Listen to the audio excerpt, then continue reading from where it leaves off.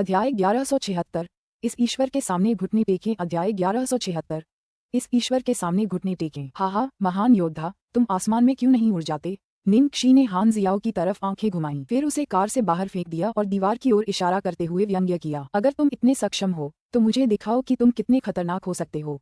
मुझे ये साबित करो। निंगक्षी अपनी बात पूरी भी नहीं कर पाती, हान जियाओ का हाथ चमका और एक तेज आवाज सुनाई दी। निंगक्षी उस दीवार को घूरती रही जिसे हान जियाओ ने चूर्ण में बदल दिया था और खुद को वहीं जमी हुई पाया। उसने सिर्फ एक हाथ से दीवार को मलबे में धकेल दिया था। दीवार के कुछ हिस्से बारीक चूर्ण बन गए थे और हवा में बर्फ की तरह तैर रहे थे। निंगक्षी अवाक रह गई। मैं इस भगवान के सामने घुटने टेकने जा रहा हूँ। ये किसान आपकी महान प्रतिभा को पहचानने में असफल रहा है। निंगक्षी कसम खाकर कह सकती थी कि उसने ऐसे मार्शल आर्ट कौशल सिर्फ उपन्यासों में ही देखे थे, सिर्फ उपन्यासों में ही। यदि निंगक्षी को पहले से ही दूसरे बड़े भाई का गुरु नहीं मिला होता तो उसने निश्चित रूप से इस पागल आदमी को अपना प्रशिक्षक बना लिया होता। उफ, असल में अगर उसका दूसरा बड़ा भाई भी होता तो भी उसे एक और गुरु मिल सकता था, लेकिन उसने अपने मन की बात अपने तक ही रखी। इस आदमी की चालें शायद कोई भी नहीं सीख सकता। वह शायद अपनी जान बचाने के लिए बस एक दो चालें ही सीख पाए। तुम्हारी इस दीवार से कोई बदला है? हान जियाओ ने अपने हाथ वापस खींच लिए और निंगक्षी को असमंजस से देखा। नहीं। निंगक्षी ने अचंभित होकर अपना सिर हिलाया। नहीं, तो फिर तुमने मुझे दीवार से क्यों टकराया? तुम पागल हो। हान जियाओ मुड़ा और कार में बैठ गया। निंगक्षी एक बार फिर अवाक रह गई। क्या बकवास है, तुम ही पागल हो। उसने तो बस इतना ही कहा था, लेकिन किसने सोचा था कि वह सचमुच ऐसा करेगा? क्या वह पागल वह नहीं था? हा महान योद्धा, आज रात आप क्या खाना पसंद करेंगे? मैं निश्चित रूप से आपको कुछ भी खिलाऊंगी। मुझे भी दो चालें सिखाएं। निंगक्षी ने मन ही मन उसका मजाक उड़ाया, लेकिन ऊपरी तौर पर वह खुशामद करने के लिए मुस्कुरा रही थी। तभी अचानक निंगक्षी का फोन बज उठा। गोंग शांगजे का फोन था। निंगक्षी के चेहरे पर तुरंत गंभीरता छा गई। समझ गई, मैं तुरंत वापस आऊंगी। मुझे उम्मीद है कि इस बार हम इतिहास के काले धर्म को उखाड़ फेंकेंगे, निंगक्षी ने कहा और फिर फोन रख दिया। हान जियाओ ने स्पष्ट रूप से निंगक्षी की बातें सुन लीं। तुम काले धर्म के बारे में भी जानते हो? हान जियाओ तुरंत उत्साहित हो गया। बिल्कुल, मुझे पता है। निंगक्षी ने हान जियाओ से ज्यादा कुछ नहीं छिपाया। मैं स्पिरिट की बॉस हूँ। हाल ही में हिस्ट्री ने ब्लैक रिलीजन रिलीज किया और इसका हमारी कंपनी पर बहुत बड़ा असर पड़ा। कोई बात नहीं, अगर मैं तुम्हें बता भी दूं तो तुम समझ नहीं पाओगे। हान जियाओ की आंखें चौड़ी हो गईं और वह आश्चर्य से निंगक्षी को देखने लगा। तुम स्पिरिट की बॉस हो? क्या तुम्हें इतना हैरान होना चाहिए? निंगक्षी ने बड़बड़ाते हुए कहा। तुम्हें मुझे पहले बताना चाहिए था। मैंने ब्लैक रिलीजन डिजाइन किया है। तुम्हें क्या लगता है, बुरा नहीं है ना? हान जियाओ ने एक पैर दूसरे पर रखते हुए खुशी से कहा। ये तुम थे? दुनिया के सारे मशहूर ब्रांड तुम्हारे ही बनाए हैं। भगवान। निंगक्षी ने हान जियाओ को शक भरी नजरों से देखा। बेशक उसे उस पर यकीन नहीं हुआ। ये वास्तव में मेरा डिजाइन है, हान जियाओ ने दृढ़ता से कहा। मुझे पता है, तुमने ही इसे डिजाइन किया है। निंगक्षी के चेहरे पर गंभीर भाव थे और उसने सहयोगात्मक भाव से सिर हिलाया। मैं सच कह रहा हूँ। हान जियाओ भी बेवकूफ नहीं था। उसे साफ पता था कि निंगक्षी उस पर यकीन नहीं कर रही थी। अब मुझसे पंगा मत लेना, मैं तुम्हें धक्के मारकर बाहर निकाल दूंगी। निंगक्षी ने दांत पीसते हुए तुरंत कार का दरवाजा खोल दिया। वह पहले से ही इस घटना से बहुत नाराज थी, फिर भी यह आदमी बार बार इस बारे में बात कर रहा था। काला धर्म वास्तव में मेरा है। इससे पहले कि हान जियाओ अपनी बात पूरी कर पाता, उसे निंगक्षी ने कार से बाहर धकेल दिया था। हान जियाओ ने कार की खिड़की पर दस्तक दी और भावशून्य स्वर में कहा, ये वास्तव में मैं ही हूँ। जैसे ही उसने ये कहा, निंगक्षी ने एक्सीलेटर दबाया और गायब हो गई। हान जियाओ को सड़क किनारे छोड़ दिया। अध्याय 1177। प्रतिस्पर्धा। अध्याय 1177। प्रतिस्पर्धा। स्पिरिट के मुख्यालय में जब निंगक्षी वापस लौटी तो गोंग शांगजे और राष्ट्रीय कलाकार सोंग जिन के बीच गहन चर्चा चल रही थी। चूंकि सोंग जिन ने सहयोग करने की सहमति दे दी थी, इसलिए वह गोंग शांगजे के साथ नए प्रयोग कर रहे थे, लेकिन ब्लैक रिलीजन के अचानक प्रकट होने के कारण दोनों को शुरुआती डिजाइन में कुछ बदलाव करने पड़े। बड़े सोंग, आप यहाँ हैं। जब उसने सोंग जिन को देखा तो निंगक्षी ने तुरंत उनका सम्मानपूर्वक अभिवादन किया। सोंग जिन ने सिर हिलाया। मैं पहले से ही अश्वेत धर्म के बारे में जानता हूँ। आप क्या सोचते हैं, एल्डर सोंग? निंगक्षी ने सोंग जिन की राय पूछी। बुरा नहीं है, इसमें एक बहुत ही मजबूत कलात्मक एहसास है, लेकिन चूंकि हम शैली में प्रतिस्पर्धा कर रहे हैं, ऐसा नहीं है कि हम किसी गतिरोध पर हैं। सोंग जिन मुस्कुराए और आत्मविश्वास से भरे दिखे। गोंग शांगजे भावुक होते हुए निंगक्षी को सैंपल रूम में ले गए। बॉस, इसे देख लीजिए। नमूना कक्ष में विभिन्न डिजाइनों के बहुत सारे कपड़े थे जो किसी भी व्यक्ति को चकित कर सकते थे, लेकिन जैसे ही निंगक्षी ने उसमें कदम रखा, उसकी दृष्टि में केवल एक ही पोशाक थी। निंगक्षी उस सफेद गाउन को देख रही थी जो मानो अमरता के बादलों से घिरा हो। कुछ पलों के लिए तो वह दंग रह गई, फिर कुछ प्रतिक्रिया दी। उसकी आवाज में प्रशंसा और उत्साह का एक ऐसा भाव था जिसे वह छिपा नहीं पाए। यही है। सोंग जिन ने उसकी थोड़ी पर दाढ़ी को छुआ और अर्थपूर्ण ढंग से कहा, ये लुओशेन 1 है। लुओशेन। निंगक्षी की आंखें चमक उठीं। क्या यही इस ड्रेस का नाम है? ये बहुत जच रही है। निंगक्षी के दिमाग में तुरंत लुओशेन फू का वाक्यांश याद आ गया। एक भयभीत हंस की तरह हल्का, शरद ऋतु के गुलदाउदी की महिमा के साथ तैरते हुए अजगर की तरह सुंदर, वसंत के देवदार के पेड़ों से घना, चंद्रमा को ढकने वाले नर्म बादलों की तरह, हवा में लौटती बर्फ की तरह तैरता हुआ, दूर से देखने पर भोर के समय की तरह उज्ज्वल, इसे देखने के लिए तेजी से दौड़ता हुआ, स्वच्छ जल से निकलते कमल की तरह चमकदार। ये बिल्कुल उपयुक्त था। लुओशेन नामक इस गाउन में फीनिक्स को मुख्य रूप में इस्तेमाल किया गया था और इसे रहस्यमय बादलों के साथ पूरक बनाया गया था, जिससे चीन की क्लासिक पौराणिक कथाओं की सुंदरता प्रदर्शित हुई और अमरता और रहस्य की आभा व्यक्त हुई, जिससे ब्लैक रिलीजन के साथ एक शानदार तुलना पैदा हुई। वास्तव में इसने लोगों को भरपूर अच्छाई की लालसा दी। एक फूल दुनिया में, एक पत्ता खोज में, एक गीत और एक आह, एक जीवन एक के लिए। मुद्दा ये था कि शैली से लेकर इसके पीछे के अर्थ तक लुओशेन को पूरी तरह से काले धर्म के खिलाफ जाने के लिए बनाया गया था। वाह, अगर हम इसी चीज की बात कर रहे हैं तो यह निश्चित रूप से ब्लैक रिलीजन को टक्कर दे सकती है, निंगशी ने उत्साह से कहा। गोंग शांगजे शांत नहीं हुए। उन्होंने आगे कहा, मुझे बस इस बात की चिंता है कि दूसरे डिजाइनर ने अपनी पूरी क्षमता का इस्तेमाल नहीं किया है, इसलिए मैं लापरवाह नहीं हो सकता। दूसरी तरफ से शायद और भी शानदार काम आने वाला है। वह पहले कभी किसी ऐसे व्यक्ति से नहीं मिला था जो उसे इतना परेशान कर सके। यह निश्चित नहीं था कि वह व्यक्ति इतिहास की आग को अस्थायी रूप से बुझा रहा था या उसे किसी ने फंसा लिया था। यदि यह बाद वाला मामला होता तो स्थिति और भी पेचीदा हो जाती। दूसरी ओर इतिहास के मुख्यालय में हान जियाओ के लौटने के बाद वह चुपचाप नहीं बैठा रहा और उसने नए डिजाइन बनाने की पहल की, जो निंग जुएलुओ के लिए एक सुखद आश्चर्य था। डिजाइन विभाग में हान जियाओ ने डेविड को बुलाया और अपनी आंखों में आग भरते हुए कहा, डेविड, मुझे बड़ी मात्रा में क्लाउड पैटर्न ब्रोकेड की आवश्यकता है। बादल पैटर्न ब्रोकेड? डेविड दंग रह गया। खुद एक डिजाइनर होने के नाते उन्हें जाहिर तौर पर पता था कि बादलों के पैटर्न वाला ब्रोकेड एक पारंपरिक चीनी बुना हुआ हस्तशिल्प है और इसे हर इंच सोना है का खिताब हासिल है। कहा जाता है कि इसका इतिहास लगभग 1700 साल पुराना है। प्राचीन काल में ब्रोकेड वस्त्र की सर्वोच्च श्रेणी का प्रतिनिधित्व करता था। कई पीढ़ियों के सम्राटों के दैनिक वस्त्र इसी से बनते थे, इसलिए यह अत्यंत दुर्लभ और बहुमूल्य था। अनुवादक के विचार। दाओवादी 1 लुओशेन, लुओ नदी की देवी का नाम, जो प्राचीन चीन में एक देवता थी। अध्याय 1178 और भी अधिक आश्चर्यजनक कार्य। अध्याय 1178 और भी अधिक आश्चर्यजनक कार्य। बाजार में कई बड़े ब्रांडों ने भी क्लाउड पैटर्न ब्रोकेड का उपयोग किया, लेकिन प्रामाणिक ब्रोकेड की तुलना में वे स्पष्ट रूप से भिन्न थे। इसके अलावा हीरे, सोने का रेशम, उच्च गुणवत्ता वाले मिश्रित कपड़े और जेडाइट्स। हान जियाओ ने एक साथ कई सामग्रियों की सूची दी। हान जियाओ की गुजारिश सुनकर डेविड हक्का बक्का रह गया। हान जियाओ आखिर क्या करना चाह रहा था? उसने जो भी लिखा था वह सब बेहद दुर्लभ और महंगा था। सोने के रेशम और हीरे सौंदर्य की दृष्टि से मनभावन थे, जबकि जेडाइट्स का कोई स्पष्टीकरण नहीं है। उच्च गुणवत्ता वाला मिश्रित कपड़ा अंतरिक्ष यात्रियों की वर्दी के लिए इस्तेमाल की जाने वाली उच्च तकनीकी सामग्री थी। ओह रुको, मैं बॉस से बात करता हूँ, डेविड ने एक कमजोर मुस्कान के साथ कहा और फिर जल्दी से मुड़कर चला गया। डेविड ने उसे नाराज करने की हिम्मत नहीं की। इसके अलावा भले ही उसकी जरूरत की चीजें महंगी थीं, फिर भी निंग जुएलुओ ही सब कुछ संभालती थी और बजट पर नियंत्रण रखती थी। कुछ ही देर बाद डेविड निंग जुएलुओ के दफ्तर पहुंचा और उसे हान जियाओ की मांग के बारे में बताया। मैं इसे जल्द से जल्द उनके लिए तैयार कर दूंगा, निंग जुएलुओ ने बिना किसी हिचकिचाहट के उत्तर दिया। आखिरकार हान जियाओ ने अपनी क्षमताएं पहले ही साबित कर दी थीं और निंग जुएलुओ को उस पर पूरा भरोसा था। अगर उसे वो चीजें चाहिए थीं तो उसे बेहतर पोशाकें भी बनानी चाहिए थीं, इसलिए बेशक वह उसे वो सब देने के लिए उत्सुक थी जो वो चाहता था।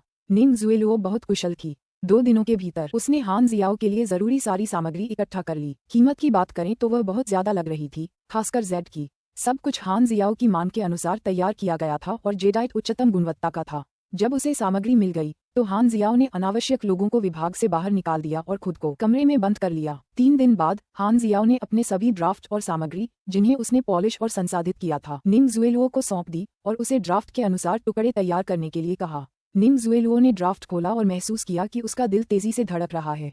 यह असुर के शुद्धिकरण जैसा था। असुर की भूतिया आकृति के अलावा ज्यादातर लोगों ने क्लासिक ऑफ माउंटेन एंड सी 1 के रहस्यमय विचित्र जानवरों को मुख्य पैटर्न के रूप में इस्तेमाल किया। ब्लैक रिलीजन की तुलना में इसके अवांट गार्डे का स्तर काफी ऊंचा था। श्रीमान हान जियाओ, इस टुकड़े का नाम क्या है? निंग जुएलुओ थोड़ा उत्सुक था।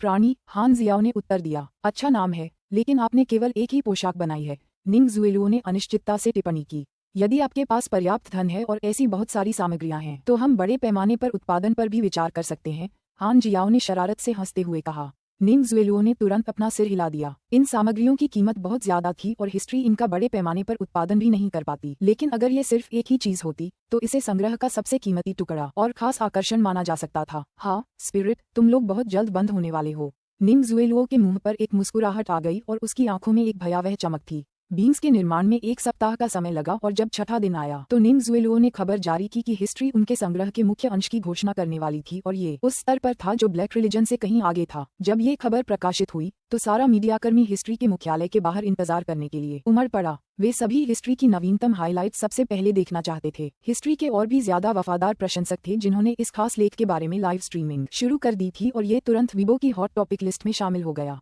लगभग सभी प्रशंसक बेसब्री से इंतजार कर रहे थे। सिर्फ एक पंक्ति, ब्लैक रिलीजन, ने इतिहास को शिखर पर पहुंचा दिया था। अगर यह रचना ब्लैक रिलीजन से भी ऊंचे स्तर की होती तो वे इसकी कल्पना भी नहीं कर सकते थे। इतिहास के कट्टर प्रशंसक जोश से लबरेज थे। उन्होंने स्पिरिट और उसके प्रशंसकों को ऑनलाइन अपमानित करने की पहल कर दी थी। ऑनलाइन हूटिंग और प्रतिद्वंद्विता बढ़ती ही जा रही थी और इसके रुकने का कोई संकेत नहीं दिख रहा था। पहले तो स्पिरिट के समर्थक कभी कभार जवाबी कार्रवाई करते थे, लेकिन जब ये लंबे समय तक चलता रहा तो वे सभी चुप हो गए और स्पिरिट की ओर से कोई प्रतिक्रिया नहीं आई। अनुवादक के विचार। दाववादी 7 1 क्लासिक ऑफ माउंटेन एंड सी, एक क्लासिक संभवतः 500 BC 200 BC के आसपास संकलित, जिसमें भूगोल, पौराणिक कथाओं, जादू टोना, लोकप्रिय रीति रिवाजों आदि पर विस्तृत जानकारी शामिल है। अध्याय 1179, मैं तुम्हें एक उपहार देने आया हूँ। अध्याय 1179, मैं तुम्हें एक उपहार देने आया हूँ। अगली सुबह हर फैशन पत्रिका के पत्रकार तेजी से हिस्ट्री के मुख्यालय में घुस आए। निंग ज़ुएलुओ बहुत खुश थीं। मीडिया को डिजाइन विभाग में ले जाते हुए वे गर्व से भरी दिख रही थीं। हालांकि अंत में जब वे वहां पहुंचे तो वे अचंभित रह गए। पूरा विभाग खाली हो गया था। हान जियाओ और प्राणी पूरी तरह से गायब हो गए थे। वहां उपस्थित सभी पत्रकार एक दूसरे को देखकर निराश होकर हंगामा करने लगे। सीईओ निंग, आपके ब्रांड का मुख्य आकर्षण कहाँ है? क्या कोई रहस्यमय आश्चर्य है? शायद। जल्दी से तैयार हो जाओ। चर्चा के दौरान निंग ज़ुएलुओ ने शांत भाव बनाए रखा और अपनी आवाज धीमी करके डेविड से पूछा, वह कहाँ है? क्या उसे नहीं पता था कि मैं आज मीडिया को यहाँ लाने वाली हूँ? डेविड और भी हैरान हो गया। मैंने उसे बता दिया है। सच कहूँ तो मैंने उसे बार बार याद दिलाया है। चिंता मत करो, मैं अभी फोन करता हूँ। उसी समय स्पिरिट मुख्यालय में हान जियाओ ने अभी दफ्तर में घुसपैठ की थी और कुछ सुरक्षा गार्ड हान जियाओ के पीछे सावधानी से चलते हुए उनके चेहरे पर चोटें लगी थीं। उनकी हिम्मत नहीं हुई कि वे उसके पास जा सकें। तुम किसे ढूंढ रहे हो? गोंग शांगजे ने हान जियाओ को चिंता से देखा और पूछा। निंग शी, हान जियाओ ने कहा। गोंग शांगजे ने हान जियाओ के पीछे पिटे हुए सुरक्षा गार्डों को देखा और ज्यादा कुछ नहीं कहा। वह निंग शी के दफ्तर की तरफ बढ़ा और आवाज लगाई, बॉस, कोई आपको ढूंढ रहा है।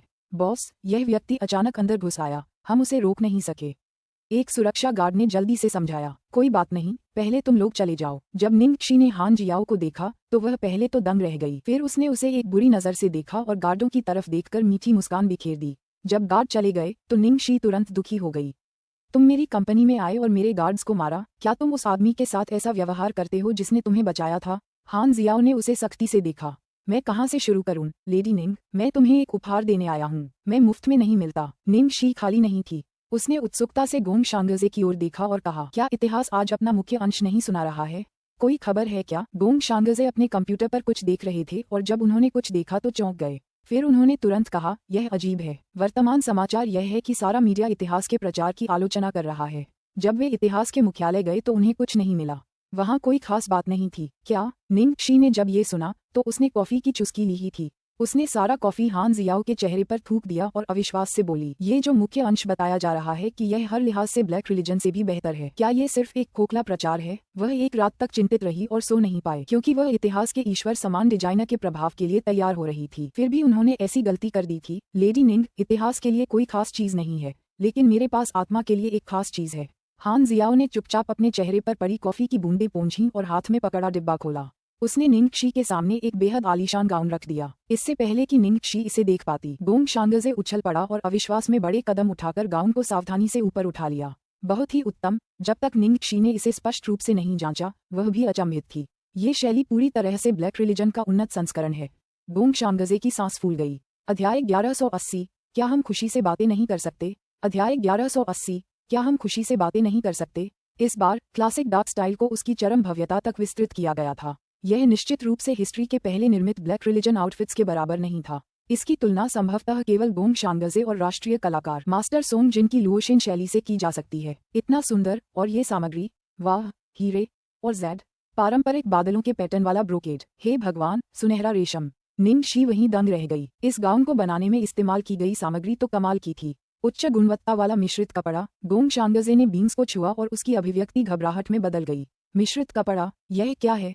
निंगशी ने जल्दी से पूछा। गोंग शांगजे ने कुछ क्षण रुककर बताया, मुझे समझाने दीजिए। इस प्रकार की सामग्री का उपयोग आमतौर पर अंतरिक्ष यात्रियों की वर्दी बनाने में किया जाता है जब वे बाह्य अंतरिक्ष में जाते हैं। निंगशी को समझ नहीं आ रहा था कि अब क्या कहे। हालांकि वो इस उद्योग में कोई विशेषज्ञ नहीं थी, फिर भी थोड़ा बहुत जानना ही काफी था। बस एक शब्द महंगा ही काफी था। इसलिए उसने तुरंत गाउन उठाया और उसे ध्यान से ऊपर उठाया। फिर उसने अचानक गोंग शांगजे की ओर देखा और बेहद परेशान दिखी। हान जियाओ, सच सच बताओ, क्या तुमने ये इतिहास से चुराया है?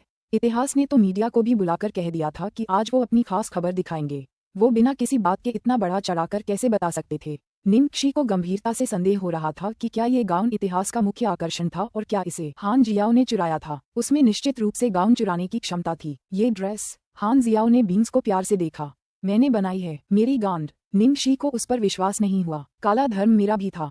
इसे प्राणी कहते हैं, हान जियाओ ने कहा। निंगशी ने अपनी भौहों के बीच की जगह भींच ली, क्योंकि उसके पास उससे निपटने की ताकत नहीं थी। मेरे महान योद्धा, क्या हम खुशी से बात नहीं कर सकते? अगर स्पिरिट से ऐसी कोई ड्रेस चोरी हो जाती तो क्या आप इसकी रिपोर्ट पुलिस में दर्ज कराते? हान जियाओ ने आंखें सिकोड़कर और व्यंग्यात्मक ढंग से मुस्कुराते हुए पूछा। निंगशी ने कहा, बेशक, ये बकवास है, मैं इसकी रिपोर्ट पुलिस में करूंगी। तो क्या इतिहास तुमसे भी ज्यादा मूर्ख हो सकता है? तुम्हें तो पुलिस बुलाना भी आता है। फिर भी इतिहास चुप रहा और मीडिया भी उसकी आलोचना कर रहा है कि उसने कुछ भी बड़ा चढ़ाकर नहीं बताया। फिर भी वे एक शब्द भी नहीं बोलते।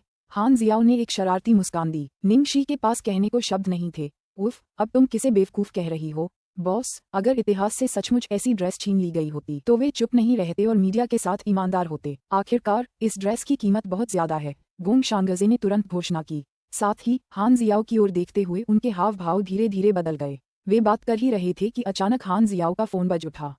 डेविड का फोन था। हान जियाओ ने फोन उठाया और लाउड स्पीकर पर लगा दिया। भाई हान जियाओ, तुम कहाँ चले गए? आज बींग्स की प्रेस कॉन्फ्रेंस है और सारा फैशन मीडिया हिस्ट्री के मुख्यालय में मौजूद है। अगर तुम गायब हो गए तो बींग्स भी गायब हो जाएगा। ऐसी आपात स्थिति में भी डेविड की आवाज कोमल थी और वह जरा भी गुस्से में नहीं लग रहा था। वह हान जियाओ को चिल्लाकर डांटना चाहता था, लेकिन अफसोस, उसमें इतनी हिम्मत नहीं थी। इसका मुझसे क्या लेना देना है? हान जियाओ ने जवाब में पूछा। भाई हान जियाओ, क्या यह इतिहास के लिए आपके द्वारा डिजाइन किया गया मुख्य भाग नहीं है? डेविड ने कमजोरी से पूछा, और हालांकि उसकी आवाज धीमी थी, लेकिन निंगशी और गोंग शांगजे के लिए ये स्पष्ट थी। तुम्हारे किस कान ने मुझे ये कहते सुना? हान जियाओ की आवाज ठंडी थी। नहीं नहीं नहीं, ये हमारी बॉस हैं जिन्होंने गलतफहमी जताई। उन्होंने गलतफहमी जताई। प्राणियों का काम मेरा है, मैं इसे जैसे चाहूं वैसे संभाल लूंगा। आप शायद मेरी बात समझ गए होंगे, हान जियाओ ने कहा। अध्याय 1181, क्या यह आपको चोट पहुंचाएगा? अध्याय 1181, क्या यह आपको चोट पहुंचाएगा? मैं समझता हूँ, सचमुच आपके अस्तित्व का इतिहास से कभी कोई संबंध नहीं रहा। आपने बॉस के साथ कोई अनुबंध भी नहीं किया, इसलिए स्वाभाविक रूप से अब आप इसे जैसे चाहें संभाल सकते हैं, डेविड ने हंसते हुए कहा, और यहाँ तक कि हान जियाओ के लिए भी एक कारण ढूंढ लिया। डेविड की बात खत्म होने के बाद हान जियाओ ने फोन रख दिया। निंगशी स्तब्ध दिख रही थी, उसका दिल धड़क रहा था, फिर भी वह एक शब्द भी नहीं बोल सकी। उसे याद आया कि उस समय हान जियाओ ने कहा था कि वह एक डिजाइनर है, लेकिन उसने उस पर विश्वास नहीं किया था। क्या बकवास है! ये हिंसक पागल तो अप्रत्याशित रूप से गोंग शांगजे से भी ज्यादा प्रतिभाशाली डिजाइनर है। अगर उसे एक और मौका भी दिया जाए तो भी वह इस बात पर यकीन नहीं करेगी। ये तो बिल्कुल ही अतार्किक बात थी। निंगशी के विस्मय और उदास भाव को देखते हुए हान जियाओ आखिरकार संतुष्ट हो गया। काले धर्म ने आत्मा पर गहरा प्रभाव डाला है, इसलिए प्राणियों को मेरी ईमानदारी का एक छोटा सा प्रतीक माना जाता है। यह आपके लिए एक उपहार या मुआवजा हो सकता है, कृपया इसे स्वीकार करें। उसके स्वर में ऐसा क्या था कि ऐसा लग रहा था जैसे वह उसे बस कोई छोटा सा उपहार दे रहा हो। निंगशी ने अपनी आंखों के कोने से उस बेहद आलीशान गाउन को देखा। उफ, ये ज्यादा जचेगा नहीं। हान जियाओ ने उसे दृढ़ता से देखा। चिंता मत करो, ये पिछले एहसान का बदला लेने के लिए नहीं है। मेरी जान इतनी सस्ती नहीं है। इतिहास इस पर गौर करने की हिम्मत बिल्कुल नहीं करेगा। ज्यादा मत सोचो। अरे, तुमने इसे ऐसे ही रखा है तो मैं इसे बेमन से ही स्वीकार करूंगी। हिचकिचाहट के बावजूद उसके हाथों ने गाउन को झट से स्वीकार कर लिया। मोमो, गाउन को ठीक से रखना। हालांकि हान जियाओ का लहजा घमंडी था, अब उसे पूरा यकीन हो गया था कि यह पोशाक उसके लिए सचमुच एक मामूली सी बात है, और यह निंगजुएलो से जबरदस्ती ली गई थी, इसलिए जाहिर है वह इसे बर्बाद नहीं करेगी। जब गोंग शांगजे ने देखा कि यह रोलरकोस्टर उसकी उम्मीदों से कहीं आगे बढ़ गया है तो वह हैरान रह गया। इतिहास का वह तुरुप का पत्ता जिसकी उन्हें सबसे ज्यादा चिंता थी, असल में निंगशी को जानता था और लगता है कि वह उस पर एहसान भी करता है। क्या उनके प्रतिद्वंद्वी का मुख्य आकर्षण अब उनका हो गया है? यह हान मोमो किनारे पर काम कर रही थी और उसे इतना धक्का लगा कि उसका जबड़ा खुला रह गया। उसे होश तभी आया जब निंगशी ने उसे गाउन उतारने के लिए कहा और वह तुरंत दौड़कर आए। और मोमो, जल्दी से मीडिया से संपर्क करके कहो कि स्पिरिट आज हमारे मुख्य भाग की घोषणा करेगी। निंग शी ने लोहा गर्म रहते हुए ही वार करने का फैसला किया और हिस्ट्री की दुर्घटना के बाद स्पिरिट और हान जियाओ दोनों के परिधानों की घोषणा कर दी। ठीक है, अभी। मोमो ने जब ऑर्डर सुना तो वह तुरंत उत्साहित हो गई। अगर इतिहास देख लेता कि उनकी पोशाक आत्मा में प्रकट हुई है तो वे क्रोधित हो जाते। किसी और की साज सज्जा सिलने का यही सही अर्थ है। 1। जैसे ही निंग शी ने ये कहा, हान जियाओ ने अचानक गोंग शांगजे का कॉलर खींच लिया और पूछा, लड़ना चाहते हो? निंग शी ने झुंझलाकर जल्दी से अपना हाथ झटक दिया। ये क्या कर रहे हो? वो तो एक मासूम डिजाइनर है। वो तुमसे क्यों लड़ना चाहेगा? क्या तुम्हें लगता है कि सब तुम्हारे जैसे होते हैं? तो फिर वह मुझे ऐसे क्यों देख रहा है? हान जियाओ ने ठंडे स्वर में पूछा। निंग शी ने अपनी भौंहों के बीच चुटकी काटी। मेरा डिजाइनर जब से ब्लैक रिलीजन को देखा है तब से जानना चाहता है कि इसके पीछे का डिजाइनर कौन है। अब जब तुम उसके सामने खड़ी हो तो वह बस तुम्हें कुछ ज्यादा ही नजरों से देख रहा है। तो क्या हुआ? क्या इससे तुम्हें तकलीफ होगी? अनुवादक के विचार। दाववादी 7 1 किसी और के दहेज की सिलाई करना, एक चीनी कहावत जिसका अर्थ है किसी और के लिए रास्ता बनाना, कुछ करना और बदले में कुछ न पाना। अध्याय 1182 निश्चित रूप से बड़ी खबर। अध्याय 1182 निश्चित रूप से बड़ी खबर। गोंग शांगजे थोड़ा शर्मिंदा हुआ। माफ करना मिस्टर हान, मुझे सिर्फ आपकी डिजाइन शैली में दिलचस्पी थी। हान जियाओ ने अपने सामने खड़े युवक को दिलचस्पी से देखा। तो ये स्पिरिट का डिजाइनर है? हाँ। क्या तुमने यह नहीं बताया कि उसने तुम्हें चुनौती देने का मन किया था? ठीक है, मुझे माफी मांगनी होगी। मुझे अफसोस है कि मुझे विश्वास नहीं हुआ कि तुम एक डिजाइनर हो। मैं सचमुच प्रभावित हूँ, निंग शी ने कहा। हान जियाओ ने उसकी तरफ देखा। मैंने तुमसे कहा था ना, लेकिन स्पिरिट का डिजाइनर मेरे लेवल का नहीं है और मैं जब चाहूँ उसे खत्म कर सकता हूँ। क्या अब तुम्हें मेरी बात पर यकीन है? निंग शी को अचानक कुछ याद आया। रुको, तो क्या तुम इतिहास विभाग में जाकर इतना हंगामा इसलिए कर रही थी क्योंकि मुझे तुम पर विश्वास नहीं था? हाँ। निंग शी अवाक रह गई। कितना सीधा साधा कमीना है। उसने लाखों बार अनुमान लगाया था कि निंग जुएलुओ ने किसे काम पर रखा है, लेकिन उसने यह उम्मीद नहीं की थी कि यह सब उसके कारण हुआ था। निंग शी ने अपने माथे पर हाथ रखा। मैं गलत हूँ, हे भगवान, मैं सचमुच गलत हूँ। मैं भविष्य में तुम्हारी हर बात पर विश्वास करूंगी, हर एक बात पर। गोंग शांगजे भी चौंक गया। उसे उम्मीद नहीं थी कि यह आदमी उसकी वजह से ब्लैक रिलीजन की रचना करेगा। हान जियाओ ने जब कहा कि वह उसे कभी भी खत्म कर सकता है तो उसे गुस्सा नहीं आया क्योंकि वह सचमुच ऐसा कर सकता था। गोंग शांगजे को वाकई खुशी हुई कि हान जियाओ ने उसे एक योग्य प्रतिद्वंद्वी के रूप में देखा। ठीक है, आपके उपहार के लिए मेरी क्षमा याचना और आभार के रूप में मैं आज रात सम्मेलन के बाद आपको रात्रिभोज पर आमंत्रित करूंगी। निंग शी ने हान जियाओ से कहा। बेशक, वह भोजन के निमंत्रण को अस्वीकार नहीं करेगा। हान जियाओ ने उसे ठीक है का संकेत दिया, फिर तेजी से चला गया। हान जियाओ के जाने के बाद गोंग शांगजे ने निंग शी से पूछा, बॉस, क्या आपको लगता है कि मिस्टर हान को हमारी कंपनी में भर्ती करना संभव है अगर उसके जैसा कोई व्यक्ति स्पिरिट में शामिल हो जाए? निंग शी ने गोंग शांगजे के सुझाव को तुरंत अस्वीकार कर दिया। इसके बारे में सोचना भी मत। मैं उस आदमी को बिल्कुल भी नियंत्रित नहीं कर सकती। कोई भी हथियार कितना भी शक्तिशाली क्यों न हो, अगर आप उसे नियंत्रित नहीं कर सकते तो वह आपके खिलाफ ही जाएगा। निंग जुएलुओ इसका सबसे अच्छा उदाहरण था। इसके अलावा उनके जैसा अप्रत्याशित व्यक्ति कहीं भी ज्यादा देर तक नहीं टिकता था। उनके व्यवहार से पता चलता था कि डिजाइनिंग उनके छोटे मोटे शौकों में से एक था। गोंग शांगजे ने आगे कुछ नहीं सोचा और उसकी आंखें चमक उठीं। प्रतिभाशाली लोग बाहर थे और वे इतने प्रतिभाशाली थे कि ईर्ष्या भी उनकी मदद नहीं कर सकती थी। वह बस प्रभावित हो सकता था और इस अंतर को पाटने के लिए अपनी कला पर काम करना जारी रख सकता था। थोड़ी तैयारी के बाद हान मोमो ने जल्दी से सम्मेलन की खबर जारी कर दी। सम्मेलन का आयोजन स्थल इंपीरियल स्थित रॉयल जैज होटल होगा। यद्यपि यह समाचार देर से जारी किया गया, फिर भी मीडिया यथाशीघ्र कार्यक्रम स्थल पर पहुंच गया और यह समाचार वायरल हो गया। इससे लोगों में ये जिज्ञासा उत्पन्न हो गई कि स्पिरिट की घोषणा क्या होगी, विशेषकर तब जब उन्हें इतिहास से कुछ भी नहीं मिला। यह निश्चित रूप से बड़ी खबर थी। अध्याय 1183 वे क्या कर रहे हैं? अध्याय 1183 वे क्या कर रहे हैं? रॉयल जैज होटल के बहुउद्देशीय हॉल में समाचार जारी होने के 1 घंटे बाद ही हॉल पूरी तरह से भर गया। ज्यादातर पत्रकार इतिहास से निराश थे। जैसे ही वे इतिहास की आलोचना में लेख लिखने वाले थे, स्पिरिट के सम्मेलन की खबर सुनते ही वे तुरंत वहां पहुंच गए। बहुत मुमकिन था कि उन्हें कोई बड़ी खबर मिलेगी, इसलिए बेशक वे जल्द से जल्द वहां पहुंच गए। बेशक जब हिस्ट्री हान जियाओ के गायब होने के बाद उसकी तलाश में व्यस्त थी तो उन्हें स्पिरिट के सम्मेलन के बारे में खबर मिली। निंग जुएलुओ ने कुछ लोगों को वहां भेजा, लेकिन बेचैनी के कारण उसने धूप का चश्मा पहना और खुद वहां पहुंच गई। वह खुद देखना चाहती थी कि आत्मा क्या कर रही है। चाहे वे कुछ भी करें, जब तक वह हान जियाओ को वापस ला सकती है, इतिहास के पास अभी भी एक मौका है। हान जियाओ पहले से ही बहुत अप्रत्याशित था। फोन कॉल के बाद भी निंग जुएलुओ ने हार नहीं मानी और उसने डेविड से कहा कि वह उससे फिर से संपर्क करने की हर संभव कोशिश करे। इंटरनेट पर हिस्ट्री के प्रशंसकों ने कहा कि हिस्ट्री अपनी लोकप्रियता बढ़ाने के लिए ऐसा कोई तरीका कभी नहीं अपनाएगी और कोई दुर्घटना जरूर हुई होगी। इसके सुलझने के बाद वे निश्चित रूप से अपने मुख्य अंश को सबसे शानदार तरीके से प्रस्तुत करेंगे। कियाओ वेलान की जनसंपर्क टीम पेशेवर थी क्योंकि वे कम समय में सम्मेलन का आयोजन करने में सक्षम थे। जैसे ही ज्यादातर पत्रकार पहुंचे, स्पिरिट के प्रवक्ता जनसंपर्क निदेशक जी यिचुआन ने अपना गला साफ करते हुए कहा, आज आने के लिए आप सभी का धन्यवाद। स्पिरिट हमारे नए डिजाइन की घोषणा करेगा। ये डिजाइन हमारे प्रमुख डिजाइनर ZX और एल्डरसॉन के संयुक्त प्रयास का परिणाम है। ये हमारे ब्रांड का मुख्य आकर्षण होगा। जी यिचुआन की बात सुनकर सभी लोग चौंक गए। सोंग जिन, राष्ट्रीय चित्रकार। सोंग जिन, क्या आप मजाक कर रहे हैं? क्या एल्डरसॉन बहुत पहले ही रिटायर नहीं हो गए थे? मैं पहले भी एक इंटरव्यू के लिए उनके घर गया था और मैं उनसे मिल ही नहीं पाया था। वे स्पिरिट जैसी फैशन कंपनी के साथ काम क्यों करेंगे? अविश्वसनीय। वे शायद सिर्फ झांसा दे रहे हैं। वे इस तरह की बात कैसे कह सकते हैं? यहाँ तक कि इतिहास भी हमें झूठी खबरें दे सकता है। तो फिर और क्या असंभव है? सभी लोग कृपया शांत हो जाएं। हमारे ब्रांड का सबसे खास उत्पाद जल्द ही प्रस्तुत किया जाएगा और आज एल्डरसॉन का हमारे साथ होना हमारे लिए सम्मान की बात है। वह इस उत्कृष्ट कृति का परिचय देंगे। जो लोग पहले सशंकित थे वे अब अचंभित हो गए। सोंग जिन आज व्यक्तिगत रूप से यहाँ थे। सभी ने अपनी सांसें रोक लीं। वे प्रवेश द्वार की दिशा की ओर देखने लगे। स्पिरिट ने आज यहाँ इतने सारे लोगों को बुलाया था। अगर वे हिस्ट्री की तरह ही कोई गलती कर बैठें तो वे बड़ी मुसीबत में पड़ जाएंगे। कोने में धूप के चश्मे के पीछे निंग जुएलुओ की आंखें गुस्से से भरी थीं। सोंग जिन, ये कैसे हो सकता है? इस दौरान हिस्ट्री स्पिरिट पर उनके डिजाइनों की चोरी करने का आरोप लगा रही थी और अब स्पिरिट सोंग जिन के साथ सहयोग करने में सक्षम थी। बेतुका। सोंग जिन सिर्फ पैसों से किराए पर उपलब्ध नहीं थे। इतिहास ने उन्हें पहले भी आमंत्रित करने की कोशिश की थी, लेकिन वे उनसे व्यक्तिगत रूप से मिल भी नहीं पाए थे। यह अत्यंत असंभव है। अध्याय 1184। भव्य प्रवेश द्वार। अध्याय 1184।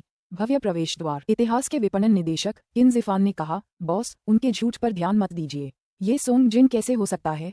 यह शायद सोंग जिन के छात्रों में से एक है। सोंग जिन का कोई छात्र नहीं है, निंग जुएलुओ ने उत्तर दिया। वे शायद यही कहें कि एल्डरसॉन आज नहीं आ रहे हैं क्योंकि उनकी तबीयत ठीक नहीं है। वे बस अपनी बातों को और विश्वसनीय बनाने की कोशिश कर रहे हैं। लेकिन सच्चाई ये है कि एल्डरसॉन बहुत पहले ही सेवानिवृत्त हो चुके हैं। उन्हें स्पिरिट के बारे में पता नहीं होगा। अगर पता भी होता तो भी वे अपने व्यक्तित्व के आधार पर उनके साथ सहयोग नहीं करते। सहयोग? उन्होंने शायद एल्डरसॉन की कोई कृति खरीदी होगी और फिर उसके तत्वों को अपने नए डिजाइन में शामिल कर लिया होगा। ये सब नौटंकी है। मैंने इनमें से बहुत कुछ देख लिया है। किन जिफान ने अपना निष्कर्ष निकाला। हर कोई उत्सुक और उत्साहित था। ज्यादातर लोगों के विचार किन जिफान जैसे ही थे। जल्द ही स्पिरिट की वर्दी पहने दो लड़कियां प्रवेश द्वार पर प्रकट हुईं, जो सावधानी से एक मोटे कपड़े से ढका हुआ वस्त्र लिए हुए थीं। उन्होंने उस वस्त्र को मंच के बीचों बीच रखा और फिर उसके दोनों ओर खड़ी हो गईं। खैर, कम से कम वे इतिहास से तो बेहतर हैं। उनके पास दिखाने के लिए वाकई कुछ है, किसी ने बुदबुदाया। भले ही उनके पास कुछ नया हो, वह ब्लैक रिलीजन से आगे नहीं निकल पाएगा। स्पिरिट जीतने वाला नहीं है। एल्डरसॉन का नाम उधार लेने से कोई मदद नहीं मिलने वाली। जैसे ही ब्लैक रिलीजन का जिक्र हुआ, आसपास मौजूद सभी लोग प्रभावित हो गए। आप सही कह रहे हैं। जल्द ही एक स्वस्थ, जीवंत बूढ़ा आदमी एक युवती के मार्गदर्शन में अंदर आया। हान मोमो को उस बूढ़े आदमी को अंदर ले जाते देख हॉल में सन्नाटा छा गया। सोंग जिन देश में चित्रकला के प्रतीक थे और उनकी तस्वीर राष्ट्रीय पाठ्यपुस्तकों में भी छपी थी। हर कोई उन्हें जानता था, इसलिए स्वाभाविक रूप से सभी पत्रकार उन्हें पहचानते थे। सोंग जिन, हे भगवान, ये सचमुच एल्डरसॉन है। सोंग जिन जैसे सुप्रसिद्ध गुरु के प्रति सभी लोग सम्मान में खड़े हो गए। दरअसल निंग शी को उम्मीद नहीं थी कि सोंग जिन व्यक्तिगत रूप से आएंगे। गोंग शांगजे को संवाद संबंधी समस्याएं थीं और कैमरे के सामने आते ही वे बोल नहीं पाते थे, इसलिए आमतौर पर उनकी जगह हान मोमो बोलते थे। इस बार भी यही व्यवस्था थी, लेकिन सम्मेलन बहुत महत्वपूर्ण था, इसलिए गोंग शांगजे को चिंता थी कि हान मोमो उनके विचार को ठीक से प्रस्तुत नहीं कर पाएंगे। जब वे कोई उपाय सोच ही रहे थे, एल्डरसॉन ने खुद आने का सुझाव दिया। निंग शी सचमुच बहुत आभारी थी। वह दरअसल एल्डरसॉन के आने की उम्मीद कर रही थी, क्योंकि अगर वह नहीं आते तो लोगों को ये यकीन दिलाना मुश्किल होता कि वे सचमुच सहयोग कर रहे हैं। एल्डरसॉन, क्या आप सचमुच स्पिरिट के साथ सहयोग कर रहे हैं? मास्टर, आपने स्पिरिट के साथ काम करना क्यों चुना, अन्य बड़े ब्रांडों के साथ क्यों नहीं? मैंने सुना है कि चीन के शीर्ष ब्रांड लोट्स सटेप ने आपको पहले आमंत्रित किया था और आपने उन्हें ठुकरा दिया था। लगता है इतिहास ने तुम्हें पहले भी आमंत्रित किया था। पत्रकार बहुत उत्साहित थे और सोंग जिन के बारे में एक के बाद एक सवाल पूछ रहे थे। सोंग जिन ने अपना गला साफ किया और रूखे स्वर में उन्हें याद दिलाया, आज स्पिरिट का नया उत्पाद सम्मेलन है। मुझे उम्मीद है कि हर कोई अपना ध्यान सही दिशा में केंद्रित कर पाएगा। इसके बाद सोंग जिन ने परिधान पर लगे मोटे कपड़े को हटा दिया। जैसे ही इसे हटाया गया, आत्मा का खजाना अंततः प्रकट हो गया। अध्याय 1185। उसे पाया। अध्याय 1185। उसे पाया। पत्रकार, जो पहले एक के बाद एक सोंग जिन का साक्षात्कार ले रहे थे, सभी रुक गए और आश्चर्यचकित हो गए। हे भगवान, ये बहुत सुंदर है। ये स्पिरिट का मुख्य अंश है। मैंने सोचा था कि इतिहास का काला धर्म पहले से ही अद्भुत था, लेकिन अब हमने एक पूरी तरह से अलग शैली का शिखर देखा है। यह आश्चर्यजनक है। ZX की व्यक्तिगत शैली और एल्डरसॉन के चित्रकला तत्व इतने बेहतरीन ढंग से संयोजित हुए हैं। ये संपूर्ण पोशाक व्यवहारिक रूप से किसी को भी ऐसा महसूस कराती है मानो वे वंडरलैंड में आ गए हों। एल्डा सॉन्ग, क्या इस पोशाक का कोई नाम है? सोंग जिन पत्रकारों की प्रतिक्रिया से बहुत खुश थे। उन्होंने अपनी सफेद दाढ़ी को सहलाते हुए इत्मीनान से कहा, डरते हुए हंस की तरह हल्का, तैरते हुए अजगर की तरह सुंदर, पतझड़ के गुलदाउदी की शोभा लिए, बसंत के चीड़ के पेड़ों से घना, चांद को ढंकते हुए कोमल बादलों की तरह, हवा में लौटती बर्फ की तरह तैरता हुआ, दूर से देखने पर भोर की तरह चमकीला, देखने के लिए तेजी से दौड़ता हुआ, साफ पानी से निकलते कमल की तरह चमकीला। जब उन्होंने यह बात दोहराई तो एक पत्रकार ने भावुक होकर पूछा, क्या इस पोशाक का नाम संभवतः लुओशेन हो सकता है? सोंग जिन ने बुद्धिमानी से सिर हिलाया, यह सही है। सभी लोग प्रशंसा से चिल्ला उठे। लुओशेन वास्तव में अपने नाम के अनुरूप है। कितना उपयुक्त, आत्मा अद्भुत है। बिल्कुल, वे हर बार ऐसे अप्रत्याशित आश्चर्य करते हैं। दुख की बात है। दुख की बात क्या है? जाहिर है, मुझे दुख हो रहा है कि हम आज मास्टर सोंग जिन से भी मिले, फिर भी हम स्पिरिट के दिग्गज डिजाइनर ZX से नहीं मिले हैं। ओह हाँ, वे बहुत गुप्त हैं। आपको क्या लगता है इस ZX कोड नाम का क्या मतलब है? शायद यह उसके नाम का संक्षिप्त रूप है। कोने में खड़ी निंग जुएलुओ इतनी गुस्से में थी कि उसका चेहरा बिगड़ गया था। धिक्कार है, किन जिफान, तुम्हें क्या हो गया है? तुम्हें इतनी बड़ी खबर कैसे पता नहीं चली कि स्पिरिट सोंग जिन को पकड़ने में कामयाब हो गई है? किन जिफान को भी पसीने छूट गए। धिक्कार है, उसने कैसे सोच लिया कि स्पिरिट सोंग जिन को नहीं बुला सकती? वैसे भी वो सिर्फ मार्केटिंग विभाग का प्रभारी था, इसलिए डिजाइन का सारा काम उसके हाथ में नहीं था। डेविड कहाँ है? लगता है वह अभी भी उसे ढूंढ रहा है, किन जिफान ने कमजोरी से कहा। निंग जुएलुओ ने क्रूरता से दांत पीसते हुए कहा, हम क्या लुओशेन? बस जब तक हम हान जियाओ को ढूंढ लेंगे और बींग्स को आजाद कर देंगे, तब तक स्पिरिट जरूर कुचल दी जाएगी। हाँ हाँ हाँ, जाहिर है, किन जिफान ने प्रतिध्वनित किया। हालांकि उसका मुंह हिल रहा था। समस्या ये थी कि उन्हें पहले उस व्यक्ति को ढूंढना था। वह डिजाइनर स्वभाव से धूर्त था और उसका ठिकाना भी अनिश्चित था। उन्होंने फोन भी किया था और वह उन्हें बीन्स इस्तेमाल करने नहीं दे रहा था, तो अब वे उसे कहाँ ढूंढें? अगर मिल भी गया तो कोई फायदा नहीं। दरअसल जब निंग जुएलुओ ने पहली बार उस व्यक्ति को काम पर रखा था तो उसे एक अजीब सी अनिश्चितता महसूस हुई थी और उसने सोचा था कि वह ऐसे व्यक्ति को नियंत्रित नहीं कर पाएगी। अनिश्चितताएं बहुत थीं और अब वास्तव में वही बात घटित हो गई थी जिसकी उसे सबसे ज्यादा चिंता थी। बॉस, एक व्यक्ति हाँफता हुआ निंग जुएलुओ के पीछे दौड़ा। वह डेविड था। तुमने उसे ढूंढ लिया? निंग जुएलुओ ने तुरंत पूछा। डेविड दुखी होकर सिर हिला रहा था। नहीं, लगता है उसने मेरा नंबर ब्लैकलिस्ट कर दिया है। मैं वहां गया था जहां वो खाना खा सकता था, लेकिन वो मुझे नहीं मिला।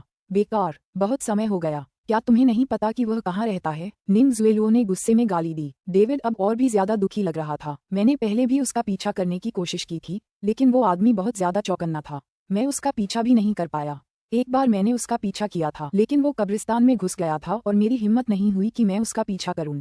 अध्याय 1186, दूसरा मुख्य अंश। अध्याय 1186, दूसरा मुख्य अंश। तो अब हम क्या करें?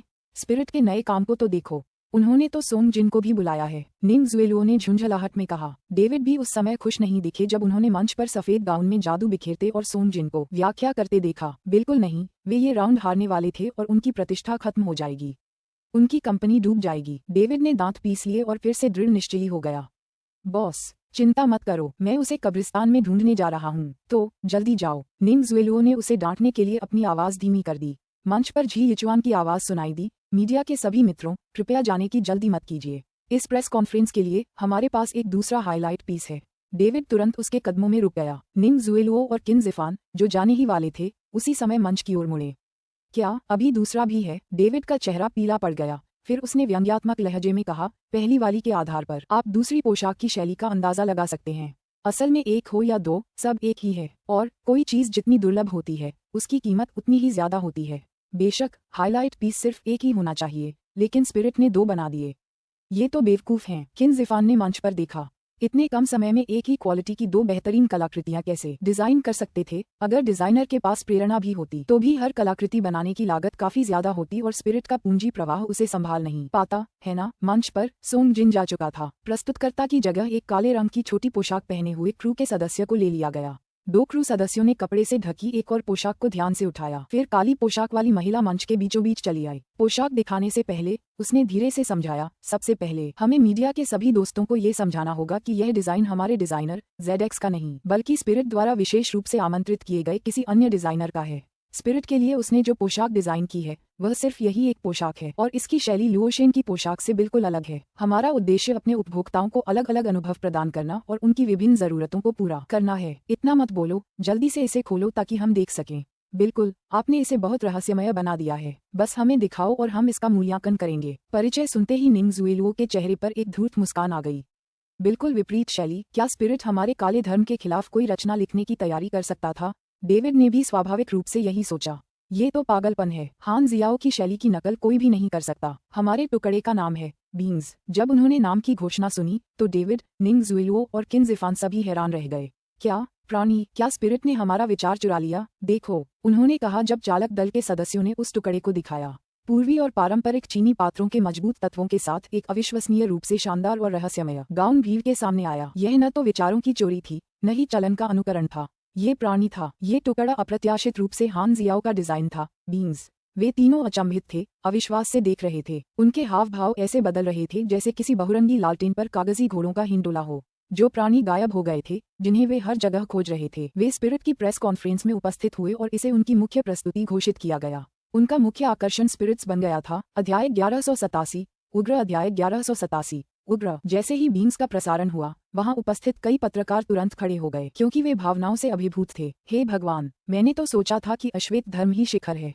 किसने सोचा होगा, ये तो बस दिमाग उड़ाने वाला है। इस पोशाक पर किस प्रकार की आभा हावी हो सकती है? बेशक प्रशंसा के बीच कुछ संदेह भी थे, लेकिन ये स्पिरिट द्वारा स्वयं डिजाइन नहीं किया गया था। क्या उद्घोषक ने पहले ऐसा नहीं कहा था? उन्होंने विशेष रूप से एक अन्य डिजाइनर को काम पर रखा था। तो क्या हुआ अगर यह एक विशेष विशेषता थी? क्या आपको लगता है कि इतिहास का काला धर्म डेविड ने खुद डिजाइन किया था? भले ही वह अस्पष्ट रहा हो और लोगों को गलतफहमी हो गई हो कि यह उसका डिजाइन था, लेकिन यह निश्चित रूप से नहीं है। उन्होंने मदद के लिए एक बाहरी व्यक्ति को भी आमंत्रित किया था। हालांकि एक डिजाइनर की शैली बदल सकती है, फिर भी कुछ सीमाएं होती हैं। एक ही व्यक्ति इतने बड़े बदलाव को कैसे नियंत्रित कर सकता है? स्पिरिट द्वारा किसी बाहरी व्यक्ति को नियुक्त करना समझ में आता है। इसके अलावा इतिहास ने ये पहले किया था। इस बारे में बात करते हुए मुझे ऐसा क्यों लगता है कि ब्लैक रिलीजन और बींग्स की शैलियाँ इतनी समान हैं? कोई बात नहीं, इस बार स्पिरिट ने सचमुच भारी जीत हासिल कर ली है। हाँ, आज का दिन बहुत शानदार रहा। मेरे पास लिखने के लिए ध्यान खींचने वाली सुर्खियां हैं। जब उन्होंने स्पिरिट की प्रस्तुतकर्ता को मंच पर बहुत अधिक प्रचार के साथ इस रचना को प्रस्तुत करते देखा, और जब उन्होंने मीडिया की अंतहीन प्रशंसापूर्ण उद्गार और प्रशंसा सुनी, तो निंग जुएलुओ बहुत क्रोधित हो गईं। समान शैली से उनका क्या तात्पर्य था? यह उसी व्यक्ति द्वारा डिजाइन किया गया था। यह इतिहास का विषय है। निंग जुएलुओ ने गहरी सांस ली और अपने गले की कड़वाहट को दबाया। गोगो, पुलिस में रिपोर्ट कर देना। कहना कि स्पिरिट ने हमारा महंगा हाईलाइट पीस चुरा लिया है। डेविड को यह मुश्किल लगा और उसने जवाब दिया, बॉस, मुझे डर है कि यह सही नहीं है। हालांकि मुझे नहीं पता कि स्पिरिट ने ये कैसे किया। ये पोशाक वास्तव में हान जियाओ ने स्वेच्छा से उन्हें दी थी। तो क्या हुआ? उस पोशाक पर जड़े सारे रत्न, हीरे और जैड, उस पर लगा हर धागा मेरा पैसा है।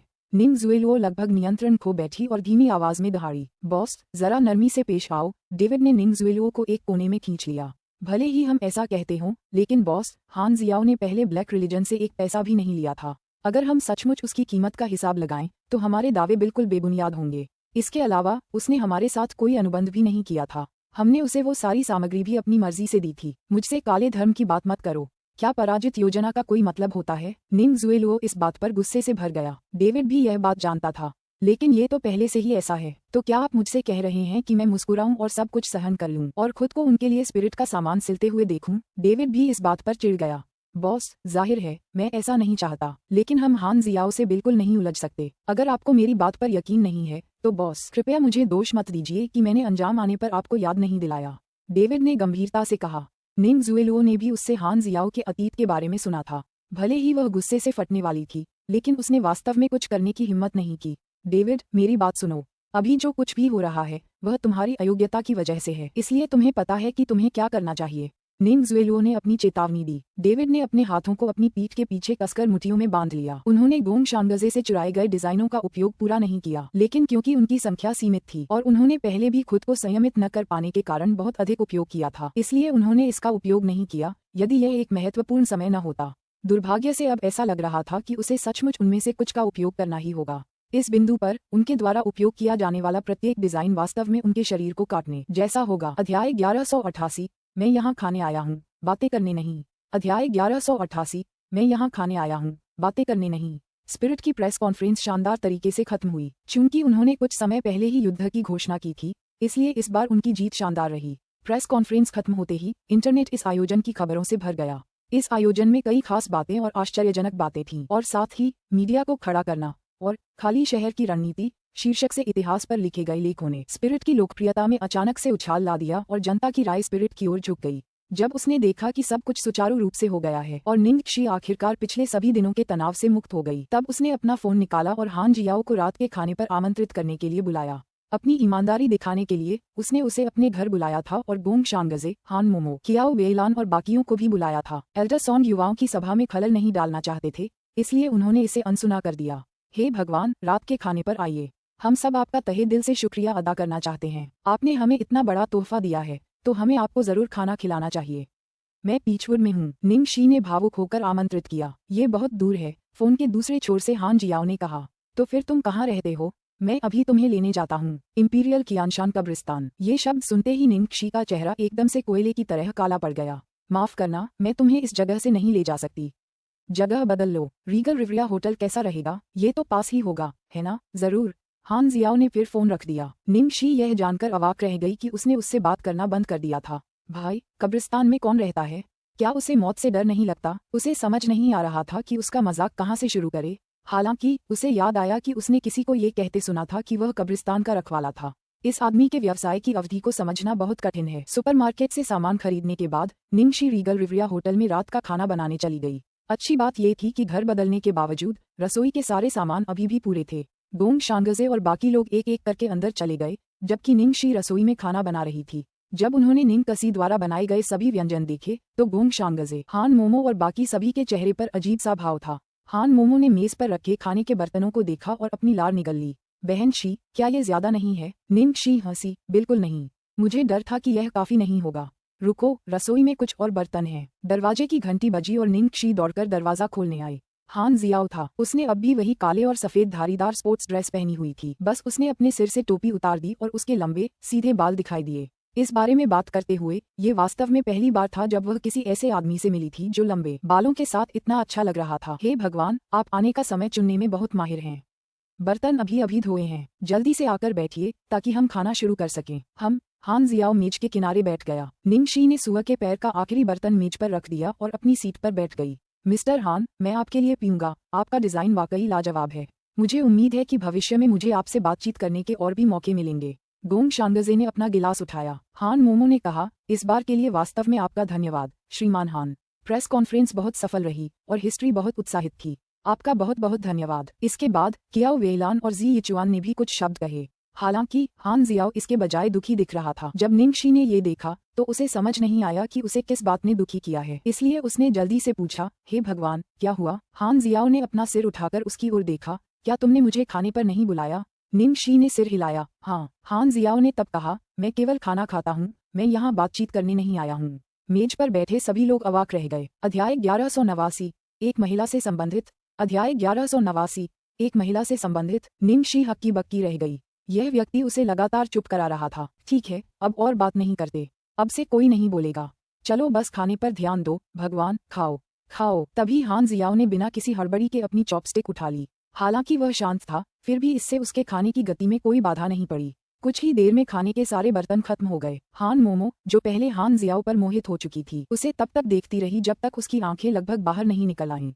उसकी भूख बहुत जोरदार थी। हे भगवान, आज जितना चाहो उतना खा लो। रसोई में और भी बहुत कुछ है। निंगक्षी मुस्कुराई और बचे हुए बर्तन लाने के लिए रसोई में चली गई।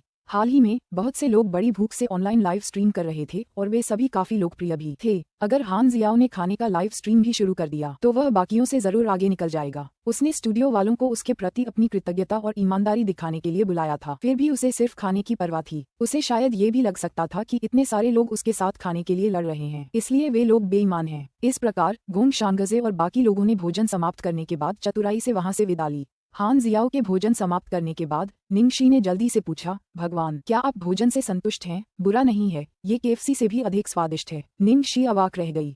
उसकी पाककला इतनी गिर चुकी थी कि उसकी तुलना केएफसी से की जाने लगी थी। खाना खाने के बाद हान जियाओ उठा और जाने के लिए तैयार हुआ, लेकिन कुछ कदम चलने के बाद उसकी नजर किसी चीज पर पड़ी और वह रुक गया। यह क्या है? निंगक्षी ने हान जियाओ की नजरों का पीछा करते हुए देखा। हान जियाओ अपनी अलमारी की तरफ देख रही थी। सच कहूं तो यह अलमारी में रखे गाउन में से एक था। निंगक्षी ने हान जियाओ को गाउन को घूरते हुए देखा, फिर उसने पूछा, क्या हुआ? क्या तुम्हें उस गाउन में दिलचस्पी है? सचमुच, महान दिमाग एक जैसे सोचते हैं। यह मेरा निजी पसंदीदा है। यह एक बहुत ही अच्छा लेकिन कम जाना जाने वाला ब्रांड है जिसका नाम जी है। निंगक्षी को लगा कि उसे लेबल में दिलचस्पी है, इसलिए वह वहां गई और ड्रेसिंग टेबल का स्विच दबा दिया। अलमारी के पीछे की दीवार अचानक खुल गई और दोनों दरवाजे एक तरफ खिसक गए, जिससे अंदर जी ब्रांड के कपड़ों से भरा एक कमरा दिखाई दिया। हान जियाओ उन कपड़ों को एकटक देख रहा था। उसकी आंखों में उदासी का भाव था, जिससे निंगक्षी हैरान रह गई। हे भगवान, क्या इन कपड़ों में कुछ गड़बड़ है? मैंने इन्हें डिजाइन किया है, हान जियाओ ने स्पष्ट रूप से कहा। जब निंगक्षी ने सुना तो वह एकदम से हक्की बक्की रह गई। क्या तुमने इन्हें डिजाइन किया है? तुम वही प्रतिभाशाली डिजाइनर हो जो पहले आए और फिर गायब हो गए। रुको, क्या सचमुच ऐसी कोई संभावना थी? तुम्हें ये पसंद है? हान जियाओ ने पूछा। क्या मतलब? ये कपड़े? बेशक, ये बहुत खूबसूरत हैं। किसे पसंद नहीं आएंगे? मुझे नहीं लगता कि किसी लड़की को ये नापसंद होंगे, लेकिन मेरे पास इतने सारे कपड़े इकट्ठा करने की क्षमता नहीं है। ये मुझे मेरे बॉयफ्रेंड की मदद से मिले हैं। कोई भी लड़की इसे नापसंद नहीं करेगी, यह अच्छी बात है, हान जियाओ ने प्रसन्नता के स्वर में कहा। फिर भी किसी कारण से वह अफसोस और अकेला लग रहा था। निंगक्षी ने उसकी ठुड्डी पर हाथ फेरा। कुछ तो बात है। उसकी इस निगाह से स्पष्ट था कि यह किसी महिला से संबंधित था। मैं जा रहा हूँ। निंगक्षी अभी भी असमंजस में थी कि तभी हान जियाओ ने हाथ हिलाया और चला गया। क्या मैं तुम्हें भेजूं? क्या तुमने नहीं कहा था कि तुम कब्रिस्तान नहीं जाते? तुम सच में कब्रिस्तान में रहते हो? ठीक है, ठीक है, ठीक है, जैसी तुम्हारी मर्जी। अध्याय 1190। हान जियाओ, भले ही मैं दुनिया का दुश्मन हूँ। अध्याय 1190। हान जियाओ, भले ही मैं दुनिया का दुश्मन हूँ। रीगल रिविया होटल से निकलने के बाद हान जियाओ वहां गया जहां इंपीरियल में सबसे बड़े मकबरे पाकों में से एक, इंपीरियल कियानशान था। उसे यकीन नहीं था कि क्या उसने निंगक्षी के घर पर अपने पुराने डिजाइन देखे थे, जिसकी वजह से उसके विचारों की धारा बहुत पहले की किसी घटना की याद दिला रही थी। वह भूल ही गया था कि इतने साल पहले क्या हुआ था। उसे याद किए हुए कितना समय हो गया था। 7 साल पहले पहाड़ों की गहराई में चारों ओर सूखे पेड़ फैले हुए थे और समय समय पर जंगली जानवरों के चिल्लाने की आवाजें सुनाई देती थीं, लेकिन बहुत जल्द ही गोलियों की आवाजें उन पर हावी हो जाती थीं। आगे कुछ लोग सूखे पेड़ों को गले लगाए खड़े थे और गौर से देखने पर पता चला कि वह पेड़ कई छेदों वाली छलनी जैसा लग रहा था। वह खूबसूरत लड़का तेजी से आगे बढ़ा और जमीन से गिरे पत्ते हवा में लहराने लगे। पीछे 3 लड़के बंदूकें लिए हुए थे और उनमें से एक ने ब्रांडेड टैक्सीडो और महंगे धूप के चश्मे पहने हुए थे। सचमुच वे बदल गए हैं। ये तो बिल्कुल अमानवीय गति है। सावधान रहें, आपको उस व्यक्ति की पृष्ठभूमि पता होनी चाहिए। हाँ, ली सुईफेंग, क्या तुम लीडरबोर्ड पर नंबर 1 हिटमैन नहीं हो और एशिया के कई भूमिगत साम्राज्यों को भी तुम्हारा सम्मान करना चाहिए? तुम तो पहले से ही डरे हुए हो। छोटे कद वाले ने अपने सामने खड़े हटे कट्टे अच्छे कपड़े पहने एशियाई आदमी को देखा और हल्के से हंसा। हाँ, ली सुईफेंग, भले ही वह व्यक्ति अद्भुत हो, क्या वह बंदूकों से नहीं डरेगा? दूसरा व्यक्ति हंसा। इस समय ली सुईफेंग, जिसे लीडरबोर्ड पर नंबर 1 हिटमैन कहा जाता था, ने भौहें चढ़ाईं। वीनस, जैकी, यहाँ तक कि रोथस्चाइल्ड परिवार जो यूरोप में भूमिगत का राजा था, उसके अस्तित्व से काफी डरता था। जब उन्होंने सुना कि ली सुईफेंग ने यूरोपीय राजा का उल्लेख किया है तो वीनस और दूसरे व्यक्ति के भाव बदल गए। कोई आश्चर्य नहीं कि आप इतनी सावधानी बरत रही हैं। ये रोथस्चाइल्ड परिवार का मिशन है। मुझे डर है कि इस दुनिया में आपको आमंत्रित करने वाला एकमात्र व्यक्ति रोथस्चाइल्ड परिवार का बूढ़ा आदमी है। छोटे कद की वीनस ने धीरे से कहा। मैं पूरी तरह सतर्क हूँ, वरना मैं तुम दोनों से मदद नहीं मांगता। वह आदमी, ली सुईफेंग ने भौहें चढ़ाईं। फिर अचानक उसे कुछ एहसास हुआ और उसने हाथ से इशारा किया कि बाकी लोग चुप रहें। तीनों नीचे झुके और धीरे धीरे सामने वाले जंगल की ओर बढ़ गए। कुछ क्षण बाद ली सुईफेंग रुक गया और उसकी ठंडी निगाहें दूर की ओर देखने लगीं। फिर उसने ठंडे स्वर में पुकारा, लॉर्ड जियो, बाहर आइए। आप भी मेरी तरह जानते हैं कि इस बार मैं वीनस और जैकी को भी अपने साथ ले आया हूँ। ली सुईफेंग के सामने खड़े वीनस और जैकी की आंखें उत्सुकता और आग से भरी हुई थीं। वे सचमुच देखना चाहते थे कि उस लॉर्ड जियाओ में ऐसा क्या खास था कि नंबर 1 हिटमैन ली सुईफेंग को भी इतना सावधान रहना पड़ा। गर्जन, ली सुईफेंग और बाकी लोग चौंक गए। आगे उन्हें एक खूबसूरत आदमी दिखाई दिया जिसके बाल कमर तक फैले हुए थे और वह एक विशाल सफेद बाघ पर खड़ा था। मादरचोद, ये कैसा रवैया है? वो एक सफेद बाघ को भी वश में कर सकता है? वीनस की आंखें चौड़ी हो गईं और वो हैरान हो गई। सफेद बाघ की निगाहें हिंसक थीं और उससे निकलने वाली जानलेवा हरकतें बेहद डरावनी थीं। उसकी तीखी आंखें, खूंखार दांत और चमकदार फर देखकर एक नजर में ही पता चल जाता था कि यह एक शुद्ध जंगली बाघ है, बिल्कुल भी पालतू नहीं। वह खूबसूरत आदमी कौन था? वह सफेद बाघ पर कैसे खड़ा था? भगवान जियो, आप बच नहीं पाएंगे। ली सुईफेंग ने गहरी सांस ली। हाँ, तुम हान जियाओ हो। मैंने सुना है कि तुम्हारी शेखी बघाड़ने की कला दुनिया में नंबर 1 है। दुनिया में अजेय हान जियाओ। जब जैकी ने हान जियाओ का स्त्रीवत चेहरा देखा तो वह तिरस्कार से हंसा। हान जियाओ बाघ से नीचे उतरा और ऐसा लग रहा था जैसे वह विचारमग्न हो। फिर उसने अपना सिर हिलाया। विश्व अजेय, ये सच नहीं हो सकता। कभी मैं प्रथम होता हूँ, कभी मैं द्वितीय। ओह, वीनस आधा कदम आगे बढ़ी और हाथ में बंदूक लेकर इधर उधर खेलने लगी। तुम चाहे जितनी भी कमाल की हो, क्या तुम बंदूक से भी बेहतर हो सकती हो? बंदूक? हान जियाओ एक पल के लिए स्तब्ध रह गया। फिर उसने जल्दी से अपने हाथ जोड़ लिए और डरा हुआ सा दिखने लगा। दया करो। जब उन्होंने हान जियाओ को ये कहते सुना तो छोटी वीनस और जैकी हैरान रह गए। उनके सामने जो व्यक्ति था वह रोथस्चाइल्ड परिवार को डराने वाला था। वह बंदूक से इतना कैसे डर सकता है? लॉर्ड जियाओ, आप जानते हैं कि मैं एक हत्यारा हूँ। मैं रोथस्चाइल्ड्स का एहसानमंद हूँ। इस बार मेरा मिशन आपको मारना है, ली सुइफेग ने आह भरी। नौजवान, तुम्हें कुंफू किसने सिखाया? अब जब तुम्हारा कोई और विरोधी नहीं है तो तुम अपने भगवान जियाओ से कुछ मजा लेने की हिम्मत कैसे करोगे? हान जियाओ ने मुस्कुराते हुए ली सुइफेग को देखा। लॉर्ड जियाओ, मेरे पास भी कोई चारा नहीं है। ली सुइफेग ने अपनी मुठ्ठियां भींच लीं। अगर इस बार मैं आपके हाथों मर भी गया तो मैं बस यही उम्मीद कर सकता हूँ कि लॉर्ड जियाओ मेरे दोनों दोस्तों को जाने देंगे। ली सुइफेग ने दृढ़ता से कहा। हान जियाओ को मारने के लिए उसने इन 2 शीर्ष हत्यारों के साथ गठबंधन बनाया था क्योंकि उसे खुद पर भरोसा नहीं था। ली सुइफेग, तुम उसके छात्र थे? वीनस ने हैरानी से उसकी तरफ देखा। वह ली सुइफेग की नंबर 1 हत्यारे की क्षमताओं के बारे में जानती थी, लेकिन ये हान जियाओ तो असल में ली सुइफेग का गुरु था। ली सुइफेग ने हान जियाओ को बस घूर कर देखा और वीनस के सवाल का जवाब नहीं दिया। हाँ, वो बूढ़ा रोथस्चाइल्ड आदमी, सिर्फ इसलिए कि मैं उसकी बेटी से शादी नहीं करना चाहता था, उसने मुझे मरवाने के लिए किसी को भेज दिया। क्या इस दुनिया में कोई ऐसी औरत है जो मेरे लायक हो? तुम लोगों ने क्या ऐसी औरत देखी है? हान जियाओ की आंखों में एक खास पागलपन था। हान जियाओ, क्या तुम पहले सिर्फ दया की भीख नहीं मांग रहे थे? अब तुम्हें मरने से डर नहीं लगता? जैकी ने कहा। नहीं, मैं तो तुम लोगों से झूठ बोल रहा था। हान जियाओ ने कंधे उचका दिए। उसकी कमर पर एक साधारण और सादी तलवार लटकी हुई थी। वह ली सुइफेग और बाकी दोनों की ओर बड़े बड़े कदम बढ़ाता गया। लॉर्ड जियाओ, आप तो भूल ही जाए, भले ही वो आपका कबीला ही क्यों ना हो, रोथस्चाइल्ड्स के खिलाफ जाने की हिम्मत शायद न करे। अगर आपने रोथस्चाइल्ड की बेटी से शादी कर ली तो भविष्य में पूरा भूमिगत साम्राज्य आपका हो जाएगा। लॉर्ड जियाओ, लॉर्ड जियाओ, आप सचमुच प्रेम संबंधों और वासना से दूर नहीं रहते? ली सुइफेग ने गहरी सांस ली।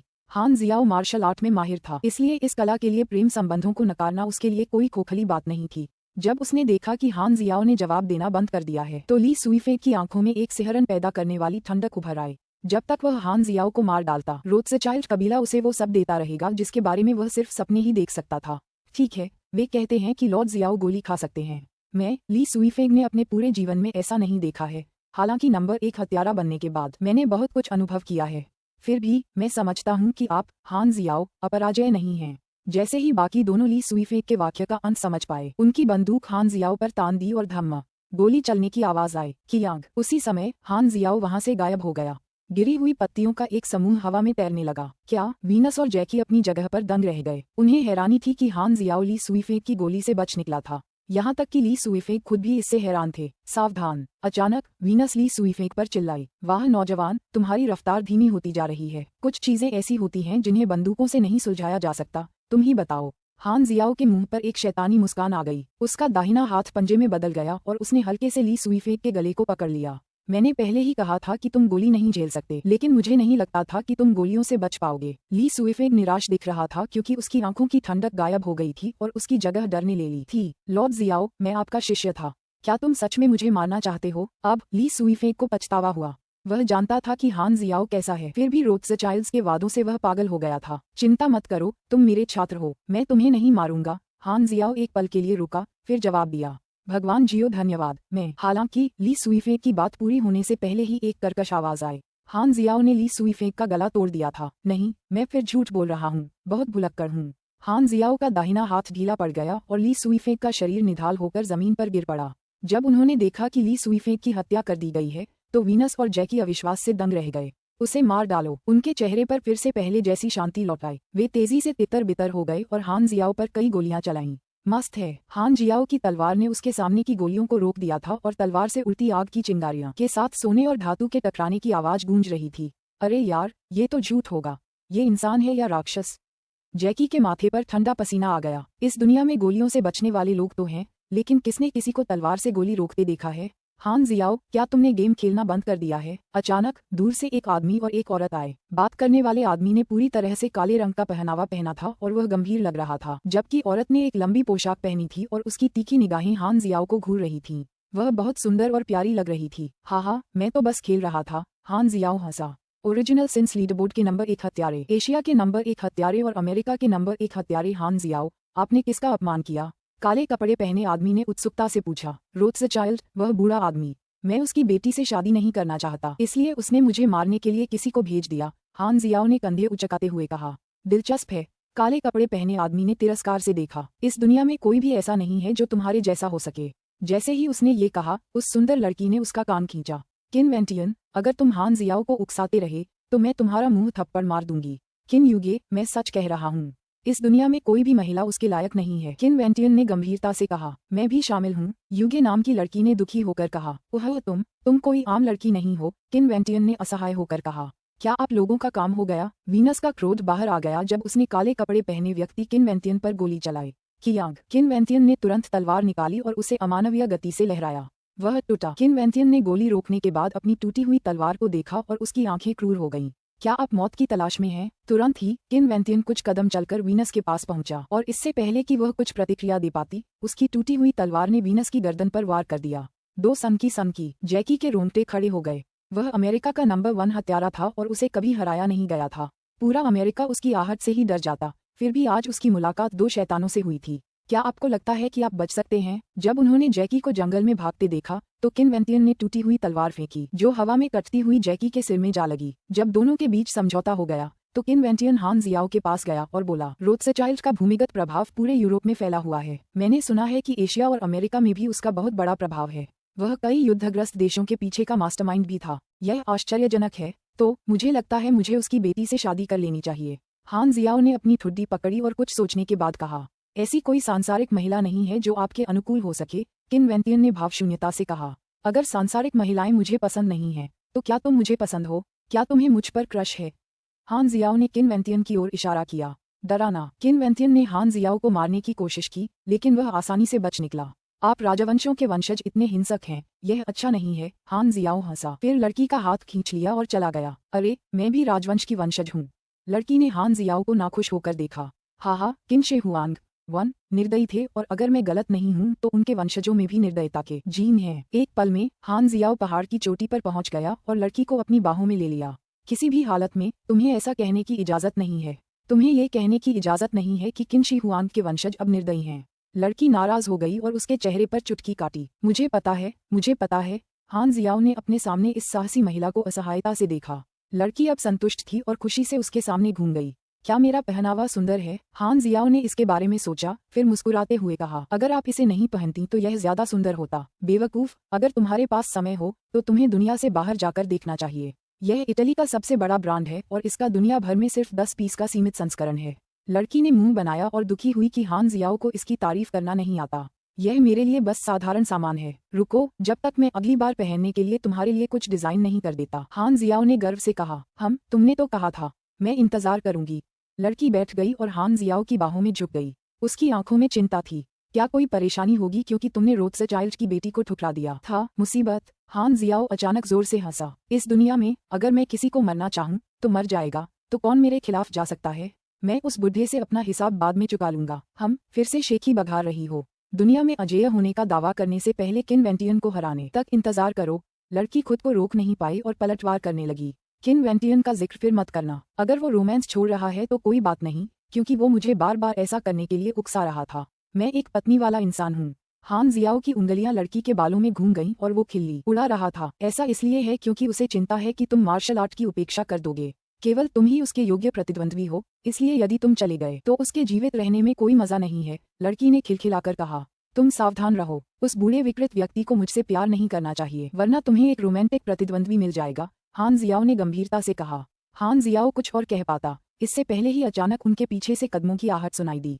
दोनों ने मुड़कर देखा तो एक सफेद बालों वाला बुजुर्ग दिखाई दिया। बूढ़े आदमी, तुम यहाँ क्यों हो?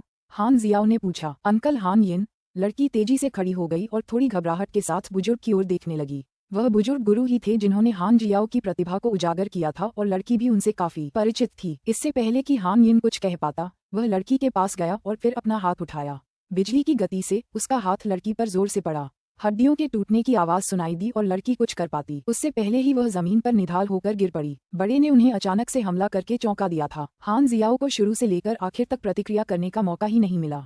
उसे लड़की को अपने सामने गिरते हुए देखना पड़ा। हान जियाओ, बेशर्म कमीने, तुम्हें यूरोपीय राजा की बेटी नहीं चाहिए, फिर भी तुम इस औरत के मोह में इतने डूब गए कि तुम्हारी सारी बुद्धि चली गई। बुजुर्ग ने उसकी तरफ देखा तक नहीं, बस मुड़कर हान जियाओ की तरफ देखा। योगे। हान जियाओ ने लड़की के गिरे हुए शरीर को घूरा। उसकी निगाहें सीधे सामने थीं, जबकि उसका शरीर जोर जोर से कांप रहा था। हान जियाओ, ये याद रखना, तुम्हें रोथस्चाइल्ड की बेटी से शादी करनी होगी। हान यिन ने कहा। योगे। हान जियाओ लड़की के करीब गया, नीचे बैठ गया और कांपते कंधों के साथ उसने लड़की को कसकर गले लगा लिया। Jiao, I am cold. लड़की की आंख, नाक, मुंह और नाक से खून बह रहा था। अंकल यन्हे को दोष मत दो, वह तुम्हारे लिए सबसे अच्छा कर रहे हैं। लड़की हान जियाओ को कसकर गले लगाना चाहती थी, लेकिन उसका हाथ आधा लटक गया और फिर बेजान होकर गिर गया। योगे, मैं तुम्हें ठीक कर दूंगा, डरो मत। हान जियाओ ने जल्दी से उसे उठाया और पहाड़ी से नीचे चला गया।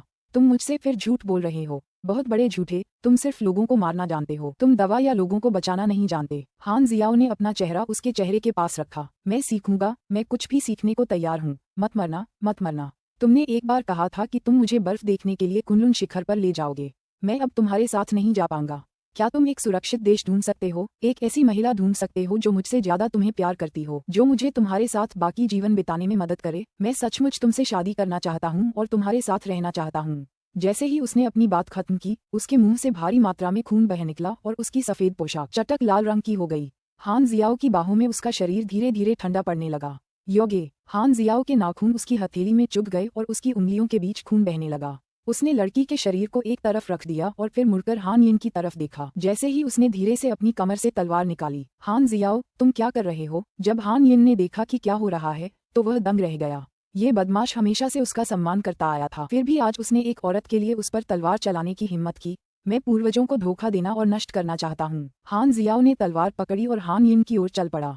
हान जियाओ, तुम पूरे कबीले को धोखा देना चाहते हो? जब उसने देखा कि हान जियाओ सचमुच उसकी हत्या करने के लिए तैयार है, तो हान यिन को अनिश्चितता महसूस होने लगी। ये सब इसलिए क्योंकि किन शे हुआंग के वंश की इस दुष्ट स्त्री ने तुम्हें पूरी तरह से विवेकहीन बना दिया है। हान यिन गुस्से से चिल्लाई और उसने अपने शरीर को चट्टान से नीचे अथाह गड्ढे में धकेल दिया। मैं तुम्हारा दयनीय जीवन चाहता हूँ। हान जियाओ पागलपन की स्थिति में पहुंच गया था और अपनी तलवार के क्षैतिज रूप से वार करने से पहले हान यिन की ओर उड़ गया। हान जियाओ, तुम्हारी हिम्मत है। हान जियाओ की तलवार मजबूत और खतरनाक थी। हान यिन ने अजीब तरह से उसे चकमा दिया। स्वूश, दूसरी तलवार चल पड़ी। कियांग, हान जियाओ ने तलवार वापस म्यान में रख ली और हान यिन की ओर देखे बिना वह चट्टान से नीचे भाग गया। हान जियाओ के जाने के बाद हान यिन की गर्दन से भारी मात्रा में खून बह रहा था। हान जियाओ ने बहुत पहले ही उसका गला काट दिया था। 3 दिन बाद उसी जंगल में हान जियाओ की आंखों में क्रूरता दिखाई दी जब वह किन वेंटियन की ओर बड़े कदम बढ़ा रहा था। हान जियाओ, तुमने हान यिन को मार डाला। अपना अपराध कबूल करने के लिए मेरे पीछे आओ, किन वेंटियन ने सख्ती से कहा। मैं ये केवल एक बार कहूंगा, भाग जाओ। हान जियाओ की आंखें पागलपन से भरी थीं और उसका शरीर हल्के से कांप रहा था, मानो वह उसके अंदर के पागलपन का विरोध कर रहा हो। हान जियाओ, तुमने कुछ गलत किया। किन वेंटियन हान जियाओ को इस तरह देख नहीं सका। यूगे मर चुका है, हान जियाओ ने कहा। मुझे पता है, मैंने तुम्हें शुरू से ही कहा था कि तुम्हें प्रेम और वासना से दूर रहना चाहिए था। यूगे की मौत कबीले के आदेश पर हुई थी। ऐसा लग रहा था कि इसका संबंध रोथस्चाइल्ड से था, लेकिन हान यिन को मारकर तुम कबीले के साथ विश्वासघात कर रहे हो। कियान वेंटियन का विचलित भाव फीका पड़ गया और वह शांत हो गया। कबीला, हुल, वे तो बस औसत दर्जे के लोग हैं और फिर भी उन्होंने मेरी औरत को छूने की हिम्मत की। हान जियाओ ने शरारत से हंसते हुए कहा, अगर तुम कबीले को चुनौती देना चाहते हो, तो आज सिर्फ तुम और मैं ही हैं। सिर्फ एक ही जिंदा बच सकता है। हान जियाओ उठ खड़ा हुआ। तुम तो बिल्कुल बेकार हो। तुम मेरे विरोधी नहीं हो। आज मैं तुम्हें नहीं मारूंगा। अब से मैं, किन वेंटियन और तुम, हान जियाओ, नाता तोड़ लेंगे। आगे से मुकाबलों में मैं दोस्ती की नहीं, सिर्फ प्रतिद्वंद्विता की परवाह करूंगा। किन वेंटियन ने अपनी बात पूरी की, फिर अपनी टूटी हुई तलवार नीचे फेंकी और वह जमीन में धंस गई। ये 3000 इच्छाएं मुझे बहुत पहले तुमने दी थीं। अब मैं इसे तुम्हें लौटाता हूँ। हान जियाओ ने अपनी तलवार निकाली और किन वेंटियन पर फेंक दी। किन वेंटियन ने तलवार ले ली और ऐसा लग रहा था कि वह कुछ कहना चाहता था, लेकिन अंत में उसने कुछ नहीं कहा और चला गया। योगे, तुम कहाँ हो? मैं तुम्हें ढूंढ नहीं पा रहा हूँ। किन वेंटियन के जाने तक हान जियाओ पागल हो गया और उसने लड़की के शरीर को हर जगह खोजा, लेकिन उसे वह कभी नहीं मिला। अनुवादक के विचार। दाओवादी 7 1 किन शे हुआंग, चीन के सम्राट। अध्याय 1191। आपके बॉस को भी काम करने की जरूरत है। अध्याय 1191। आपके बॉस को भी काम करने की जरूरत है। अगले दिन हिस्ट्री ने एक और प्रेस कॉन्फ्रेंस बुलाकर बताया कि एक दिन पहले उनके साथ एक छोटी सी दुर्घटना घटी थी, इसलिए उन्हें घोषणा स्थगित करनी पड़ी। स्पिरिट स्टूडियो में गोंग शांगजे ने अपने कंप्यूटर स्क्रीन पर इतिहास की घोषणा को दर्शाने वाली सुर्खियों को देखा, जैसे उनकी आंखों में कुछ ठंडा सा चमक रहा हो। डायरेक्टर गोंग, क्या ये भी आपका डिजाइन है? हान मोमो ने पूछा। गोंग शांगजे ने सिर हिलाया। उसकी आंखों में ज्यादा गुस्सा नहीं था। दरअसल यह मेरी शुरुआती कृतियों में से एक थी। हालांकि उनके शुरुआती काम अपरिपक्व थे, फिर भी उनमें वो बचकानापन और मासूमियत थी जो पुराने डिजाइनरों में नहीं थी। ये कुछ ऐसा था जिसकी नकल अनुभव या अभ्यास से नहीं की जा सकती थी, और यही वह जीवंतता थी जिसने डिजाइन को और भी दुर्लभ और अनमोल बना दिया। दरअसल ऑनलाइन टिप्पणियों के आधार पर भले ही इसमें स्पिरिट की लुभावनी और अतिशय सुंदरता नहीं थी, फिर भी हिस्ट्री के डिजाइन के लिए टिप्पणियां बहुत खराब नहीं थीं। निंग शी हंसी। इस आदमी ने ड्राफ्ट का बहुत स्टॉक जमा कर रखा है, आने वाले दिन इसके लिए और भी मुश्किल होंगे। अगर मुझे ठीक से याद है तो अभी भी कुछ बैकअप ड्राफ्ट हैं जिन्हें मैं अपना सर्वश्रेष्ठ काम मानता हूँ। वह शायद उन्हें महत्वपूर्ण समय पर इस्तेमाल करने के लिए रख रहा है, गोंग शांगजे ने कहा। ओह डायरेक्टर गोंग, भले ही आपको अपने सभी पिछले डिजाइन याद न हों, लेकिन आपको ज्यादा प्रभावशाली डिजाइन तो याद रखने चाहिए, है ना? क्या हम उन्हें उनके रिलीज करने से पहले ही रिलीज नहीं कर सकते? हान मोमो ने अचानक सुझाव दिया। गोंग शांगजे ने सिर हिलाया। मेरे बैकअप ड्राफ्ट और डिजिटल ड्राफ्ट सब उसके पास हैं और उन पर तारीखें भी लिखी हैं, इसलिए अगर मैं उन्हें उससे पहले रिलीज कर दूं तो हम साहित्यिक चोरी करने वाले ही कहलाएंगे। इतना ही नहीं, मुझे अभी भी उन शैलियों और तत्वों से अलग होना है ताकि मेरे चुराए हुए डिजाइनों से उनका टकराव न हो। हे भगवान, ये तो बुरा है। हान मोमो बहुत गुस्से में था। निंग शी कुछ कहना चाहती थी कि तभी उसका फोन बज उठा। लिंग झिझी का फोन था। हेलो बहन झिझी, आज रात एक सेलिब्रिटी चैरिटी डिनर है, आपको इसमें शामिल होना चाहिए और चैरिटी नीलामी के लिए कुछ उपयुक्त सामान तैयार रखना याद रखें। ये बहुत महंगा या शानदार होने की जरूरत नहीं है। मैं जियाओ ताओ को आपके साथ इसमें ले जाऊंगा। ठीक है, समझ गया। निंग शी ने फोन रख दिया और फिर गोंग शांगजे और बाकियों की तरफ देखा। मेरे बच्चों, आगे बढ़ते रहो और ऊपर बढ़ते रहो। तुम्हारे बॉस को भी काम करना है। बॉस, आप भी? हान मोमो ने उसे प्रोत्साहित करते हुए कहा। ओह हाँ बॉस, आपने कब कहा था कि आपकी नई फिल्म फिर से सिनेमाघरों में दिखाई जाएगी? कुछ समय सारिणी संबंधी समस्याओं के कारण इसे अस्थायी रूप से स्थगित किया जा रहा है, लेकिन ये शीघ्र ही हो जाएगा। मैं अपने आसपास के सभी लोगों से तुम्हारा समर्थन जरूर करवाऊंगी। हालांकि हान मोमो ने अंदाजा भी नहीं लगाया होगा कि उसके लिए एक टिकट पाना भी मुश्किल होगा। न सिर्फ वह उसका समर्थन नहीं कर सकती थी, बल्कि उसे निंग शी से कुछ बैक स्टेज पास भी मांगने पड़े। धन्यवाद। ये चैरिटी भोज एक बड़े लग्जरी ब्रांड द्वारा आयोजित किया गया था। उन्होंने मनोरंजन उद्योग के दिग्गजों के साथ साथ राजनीतिक और व्यावसायिक जगत की जानी मानी हस्तियों को भी आमंत्रित किया था। ये साल के सबसे बड़े चैरिटी भोजों में से एक था। पूरा आयोजन स्थल तारों की रोशनी से जगमगा रहा था और कई प्रमुख हस्तियां मौजूद थीं। निंग शी चैरिटी नीलामी के लिए अपनी वस्तु लेकर आई थी और उसके पीछे जियाओ ताओ खड़ा था। जैसे ही वे अंदर गए, उन्होंने एक जानी पहचानी शख्सियत देखी। युन शेन, ऐसा कैसे हो सकता है? निंग शी की नजर भीड़ में से गुजरते हुए उस व्यक्ति पर टिक गई जो अभी अभी वहां से गुजरा था। वह उस आदमी के बालों का रंग देखना चाहती थी, लेकिन वह अपने अंगरक्षकों के साथ बहुत जल्दी भीड़ में खो गया था। अध्याय 1192। अगली बार मैं जरूर जाऊंगा। अध्याय 1192। अगली बार मैं जरूर जाऊंगा। बहन शी, तुम क्या देख रही हो? जियो ताओ ने संदेह से पूछा। क्या वह आदमी ऐसे दान भोज में आएगा? क्या यह एक मजाक है? निंग शी ने सिर हिलाया। उसने सब भूल जाने का फैसला किया। कुछ नहीं, चलो। निंग शी ने कई मौकों पर स्पिरिट के कपड़े पहने, क्योंकि यह अवसर ज्यादा महत्वपूर्ण था, इसलिए निंग शी ने कोई रेडीमेड कपड़ा न चुनकर उच्च स्तरीय डिजाइन वाला डिजाइन चुना। हान मोमो ने शुरू में उसे स्टो का हाईलाइट पीस पहनने के लिए कहा था, लेकिन निंग शी ने मना कर दिया। अपनी मौजूदा पहचान के साथ वह हाईलाइट पीस नहीं पहन सकती थी, चाहे वह लुओशेन हो या बींग्स। लेकिन एक दिन ऐसा आएगा जब उसे इसकी जरूरत पड़ेगी। निंग शी अंदर आए और निंग जुएलुओ से टकरा गई। निंग जुएलुओ पर लिखा गया लेख स्पष्ट रूप से वह मुख्य लेख था जिसकी घोषणा इतिहास ने एक दिन पहले ही की थी। निंग जुएलुओ के साथ सु यान भी थी। निंग जुएलुओ ने हाथ से बनी फूलों की पंखुड़ियों से सजा एक लंबा गाउन पहना था, जो मानो परीक्षाओं वाले ईडन गार्डन से आया हो। यह उसकी पूरी पवित्रता और मासूमियत को निखार रहा था, जबकि उसके बगल में सु यान ने एक खूबसूरत सफेद टक्सीडो पहना था। इससे वह बिल्कुल जैड जैसा कोमल लग रहा था। दोनों एक आदर्श जोड़ी लग रहे थे। जियाओ शी, तुम भी यहाँ हो? निंग जुएलुओ ने साफ तौर पर उस पर पहनी पोशाक पहचान ली। क्या तुमने आज स्पिरिट पहनी है? यह वाकई बहुत बारीक लग रही है। भाई यान, तुम्हें ऐसा नहीं लगता? पिछली बार जब निंग शी निंग निवास गई थी, तब भी उसने स्पिरिट के कपड़े पहने थे। तब उसे झूंग लिंग्यू और निंग याओहुआ ने बाहरी लोगों की मदद करने के लिए डांटा था। यदि पिछली बार यह संयोग था, तो इस बार निंग शी द्वारा स्पिरिट की पोशाक पहनना पूरी तरह से जानबूझकर किया गया कहा जा सकता है। निंग जुएलुओ ने भी सु यान के लिए अपने प्रदर्शन के दौरान जानबूझकर उदास दिखते हुए ये शब्द कहे थे। हालांकि सु यान, जो आमतौर पर ध्यान देने वाला होता है, निंग जुएलुओ की भावनाओं पर ध्यान नहीं दे पाया। उसकी नजर निंग शी पर पड़ी। निंग शी ने नीले और लाल रंग की कढ़ाई वाला सफेद ओरिएंटल लंबा गाउन पहना था। रंगों की क्रमिक बदलती सजावट, मूंगे की कढ़ाई और पारदर्शी कोमल शिफॉन ने उसे ऐसा बना दिया मानो वह किसी जादुई आभा से घिरी हो। उसके सामने वाला व्यक्ति उसकी पहुंच में था, फिर भी वह उससे अविश्वसनीय रूप से दूर था, जैसे कि उसे छुआ नहीं जा सकता था। इस एहसास ने उसके दिल को जकड़ लिया। सु यान को थोड़ी देर बाद होश आया। उसने सिर हिलाया और कहा, बहुत बढ़िया है। निंग जुएलुओ ने शायद सु यान की नजरों में भी एक लापरवाही देखी थी और उसकी आंखों में एक ठंडक छा गई। फिर वह हल्की सी मुस्कुराई और सु यान का हाथ पकड़कर निंग शी से बोली, जियाओ शी, आज चैरिटी नीलामी के लिए आइटम दान करने वाले मशहूर हस्तियों के अलावा कई आयोजकों ने भी इवेंट के चरमोत्कर्ष के लिए नीलामी आइटम तैयार किए हैं। उनमें से एक क्वीन नाम का मुकुट है। मुझे वह विशेष रूप से पसंद है और भाई यान ने कहा है कि वह इसे मेरी शादी में इस्तेमाल करने के लिए लाएगा। ठीक है, भाई यान और मेरी जल्द ही सगाई होने वाली है। बहन, तो तुम्हें सगाई की दावत में जरूर आना चाहिए। काम में लगा हुआ निंगशी ने ये खबर सुनकर भौहें चढ़ा दी। तो क्या उसकी बहन ने अचानक इस बात पर ध्यान नहीं दिया कि उसका करियर अपने उफान पर है और इतनी जल्दी उसकी सगाई हो रही है? ऐसा लग रहा था कि वह वास्तव में विला के मुद्दे से मजबूर थी। जब जियो ताओ ने निंग जुएलुओ को निंगशी को बहन कहते सुना तो वह संदेह से देखने के अलावा कुछ नहीं कर सकी। उसे ऐसा क्यों लगा कि उन तीनों के बीच एक अजीब सा माहौल था, और हाँ, निंग जुएलुओ की जल्द ही सगाई होने वाली थी। उसे अचानक इतनी बड़ी खबर मिल गई थी। सगाई का भोज। निंगशी बुदबुदाई। हाँ बहन, तुम आओगी ना? मुझे माफ करना, मैं इन दिनों काफी व्यस्त हूँ। अगली बार मैं जरूर जाऊंगी, निंगशी ने मुस्कुराते हुए कहा और जाने के लिए मुड़ी। जियो ताओ एक पल के लिए स्तब्ध रह गई, फिर वह लगभग हंस पड़ी। उनके पीछे निंग जुएलुओ का चेहरा हरा हो गया था। अगली बार सगाई की दावत? धिक्कार है, वो तो साफ साफ तलाक के लिए कोस रही थी। अध्याय 1193 कीमतें बढ़ाना। अध्याय 1193 कीमतें बढ़ाना। सु यान एक पल के लिए स्तब्ध रह गया, फिर उसने बुरी तरह प्रतिक्रिया व्यक्त की। निंग जुएलुओ अभी सु यान से शिकायत करने ही वाली थी कि पत्रकारों के एक समूह ने उन्हें घेर लिया। इसलिए उन्होंने अपनी भावनाओं को संभाला और पत्रकारों के सवालों का सामना करने के लिए मुस्कुराईं। जुएलुओ, क्या तुमने आज नीलामी के लिए कुछ खास तैयार किया है?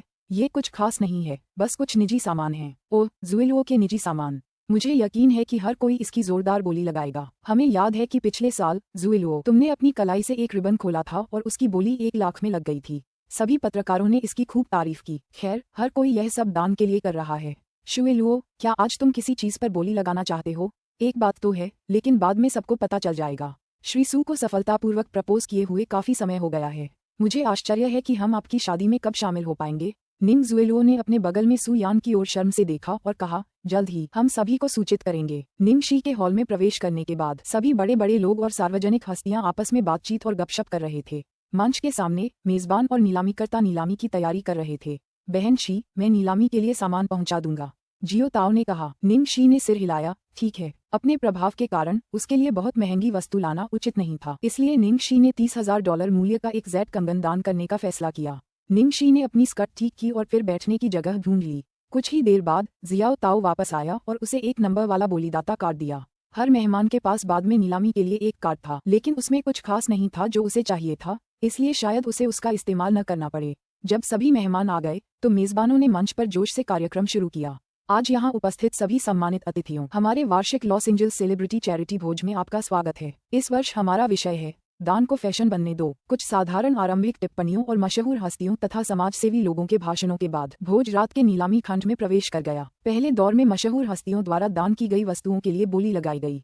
मशहूर हस्तियों द्वारा दान की गई कुछ वस्तुओं में वे ब्रांडेड हैंडबैग शामिल थे जिनके वे प्रवक्ता थे, कुछ भावनात्मक महत्व के कपड़े और कुछ सहायक उपकरण। कुल मिलाकर बिक्री के लिए हर तरह की चीजें रखी गई थीं। चूंकि ये वस्तुएं दान के लिए दी गई थीं, इसलिए इन सभी की कोई आरंभिक कीमत नहीं थी, लेकिन कुल मिलाकर अंतिम बोली आमतौर पर मूल कीमत से अधिक होती थी और कीमतें सेलिब्रिटी की स्थिति और प्रतिष्ठा से जुड़ी होती थीं। अपने व्यस्त कार्यक्रम के कारण ग्लोरी वर्ल्ड एंटरटेनमेंट की कलाकार सु यिमो उपस्थित नहीं थी, इसलिए सारा ध्यान निंग जुएलुओ पर आ गया। वह स्टारलाइट एंटरटेनमेंट की उभरती हुई स्टार और निंग परिवार की बेटी थी, जबकि सु यान उच्च वर्ग के सर्कल में इंपीरियल के सबसे शक्तिशाली परिवार से थी, इसलिए स्वाभाविक रूप से उन दोनों ने सभी को आकर्षित किया। अगली चीज है मिस निंग जुएलुओ का अपना हीरे का कंगन। इसकी भी कोई शुरुआती कीमत नहीं है, हर कोई इसके लिए बोली लगा सकता है। जैसे ही निंग जुएलुओ की वस्तु सामने आए, लगातार बोलियां लगने लगीं। $100,000, $120,000, $180,000, $500,000। एक बियर बेलेट टाइकून ने सीधे फोन किया, जिससे काफी हंगामा मच गया। निंग जुएलुओ के ब्रेसलेट की असली कीमत ज्यादा से ज्यादा सिर्फ $3 लाख थी। फिर भी उस दिग्गज ने नीचे से शुरुआत नहीं की थी, बल्कि उसने तो शुरुआती कीमत से कई गुना ज्यादा कीमत पर बोली लगा दी। अध्याय 1194 सुंदरी की पसंद के लिए। अध्याय 1194 सुंदरी की पसंद के लिए। इसके बावजूद जोशीली बोलियों का सिलसिला कम नहीं हुआ, बल्कि ये संख्या लाखों में बढ़ने लगी थी। $600,000, $700,000, $1 मिलियन, $1 और 10 सेंट मिलियन, $1 और 20 सेंट मिलियन। हालांकि निंग जुएलुओ और सु यान एक प्रसिद्ध जोड़ा थे, फिर भी निंग जुएलुओ के कई प्रेमी और प्रशंसक थे। जब उन्होंने निंग जुएलुओ को सु यान के साथ कार्यक्रम में देखा तो कई पुरुष ईर्ष्या और घृणा के कारण बोली लगाने के लिए होड़ करने लगे। इसके अलावा निंग और सु परिवार की प्रतिष्ठा का समर्थन करने वालों की वजह से बोली की कीमतें अप्रत्याशित रूप से लाखों में पहुंच गईं और लगातार बढ़ती रहीं, जिससे निंग जुएलुओ का पिछले साल का अपना ही रिकॉर्ड टूट गया। कई महिला हस्तियां इस स्थिति को ईर्ष्या से देख रही थीं। उफ़, एक मजबूत पारिवारिक पृष्ठभूमि होना अच्छी बात है। लोग जहां भी जाएं, उनका साथ देंगे और उनकी रक्षा करेंगे। यहाँ तक कि उन्हें एक ऐसा पति भी मिलेगा जो एक सार्वजनिक हस्ती हो और जिसका सामाजिक रुतबा भी उनके बराबर हो। हमारे विपरीत, इतनी मेहनत और प्रशिक्षण के बावजूद हम उनकी नजरों में बस खिलौने हैं। अच्छा, उन्हें पुनर्जन्म में श्रेष्ठ होने की अनुमति किसने दी? वे तो हमारे विपरीत जन्म लेते ही धनवान हो गए थे। $5 मिलियन। इस समय बोलीदाता संख्या 60 ने अपना कार्ड उठाया। 60। श्री सू ने अपना कार्ड उठाया। $5 मिलियन। श्री सू ने $5 मिलियन की मांग की। क्या कोई है जो इस बोली को चुनौती देना चाहेगा? कोई है? मंच पर नीलामीकर्ता पहले से ही उत्साह से चिल्ला रहा था क्योंकि वह मंच के नीचे देख रहा था। बोली लगाने वाला व्यक्ति सू यान था। $5 मिलियन के लिए उसने काफी हंगामा मचाया। उसके असली मालिक ने आकर एक ही बार में इतनी ऊंची कीमत मांगी थी, इसलिए पहले समर्थन करने वाले सभी लोगों ने बोली लगाना बंद कर दिया। जहां तक निंग ज़ुएलुओ के प्रशंसकों की बात है, वे सभी प्रतिष्ठित लोग थे और इतना ही काफी था। वे ऐसे मौके पर ईर्ष्या करके ज्यादा बदनाम नहीं होना चाहते थे, इसलिए वे अनिच्छा से ही अपने पत्ते छिपाए रख सकते थे। क्या कोई और ऊंची बोली लगाना चाहेगा? नहीं। 1 बार कॉल करना, 2 बार कॉल करना, 3 बार कॉल करना। नीलामीकर्ता ने लगातार 3 बार पूछा। जब उसने देखा कि कोई और दावेदार नहीं है तो उसने हथौड़ा जोर से पटक दिया। धम्म। श्री सू अब सुश्री निंग ज़ुएलुओ के हीरे के कंगन के प्राप्त करता है। बधाई हो श्री सू। सभी मेहमान हंसने लगे और चिढ़ाने लगे। हा मास्टर सू। जनरल का क्रोध उस महिला के प्रति। निंग ज़ुएलुओ ने अपने बगल वाले आदमी को श्रद्धा से देखा। भाई यान, तुमने ऐसा क्यों किया? सू यान ने उसे प्यार से देखा और कहा, मैं तो पहले से ही इसके लिए बोली लगाने की योजना बना रहा था। मैं तुम्हारी निजी चीज किसी और को कैसे दे सकता था? कई लोगों को याद आया कि पिछले साल निंग ज़ुएलुओ के निजी सामान की बोली भी निंग याहुआ ने लगाई थी, लेकिन इस साल ये बोली सू यान ने लगाई, इसलिए वे निंग ज़ुएलुओ के अच्छे भाग्य पर खुद को विलाप करने से नहीं रोक सके। मंच पर नीलामीकर्ता ने उसे थोड़ा छेड़ा, फिर उस प्यारे युवा जोड़े निंग ज़ुएलुओ और सू यान को शुभकामनाएं दी। उसने आगे कहा, ठीक है, हमारी नीलामी जारी है। नीलामी के लिए अगली वस्तु है। नीलामीकर्ता ने रुककर कहा, नीलामी के लिए अगली वस्तु ग्लोरी वर्ल्ड एंटरटेनमेंट की सुश्री निंगशी की ओर से दान किया गया एक जेड ब्रेसलेट है। जब निंगशी ने मंच पर नीलामीकर्ता की आवाज सुनी तो जिस कोने में वह बैठी थी वहां से उसकी भौहें उठ गईं। क्या उसकी वस्तु निंग ज़ुएलुओ के ठीक बाद रखी गई थी? उसके बगल में जियाओ ताओ ने निंग ज़ुएलुओ की तरफ देखा और नाराजगी से कहा, यह इतना इत्तेफाक कैसे हो सकता है कि हम निंग ज़ुएलुओ के ठीक पीछे हैं? यह शायद किसी की जानबूझकर की गई योजना है। निंग ज़ुएलुओ अभी सुर्खियों में थी, इसलिए जो भी उसके ठीक पीछे था वह बुरा लगेगा। अध्याय 1195। उसके साथ प्रेम प्रसंग करने का प्रयास करना चाहते हैं। अध्याय 1195। उसके साथ प्रेम प्रसंग करने का प्रयास करना चाहते हैं। नीलामीकर्ता ने निंगशी का संक्षिप्त परिचय देते हुए कहा, सुश्री निंगशी ने निर्देशक गुओ की लोकप्रिय प्राचीन पोशाक वाली फिल्म द वर्ल्ड में हमारे ज़ुएलुओ के साथ अभिनय किया है।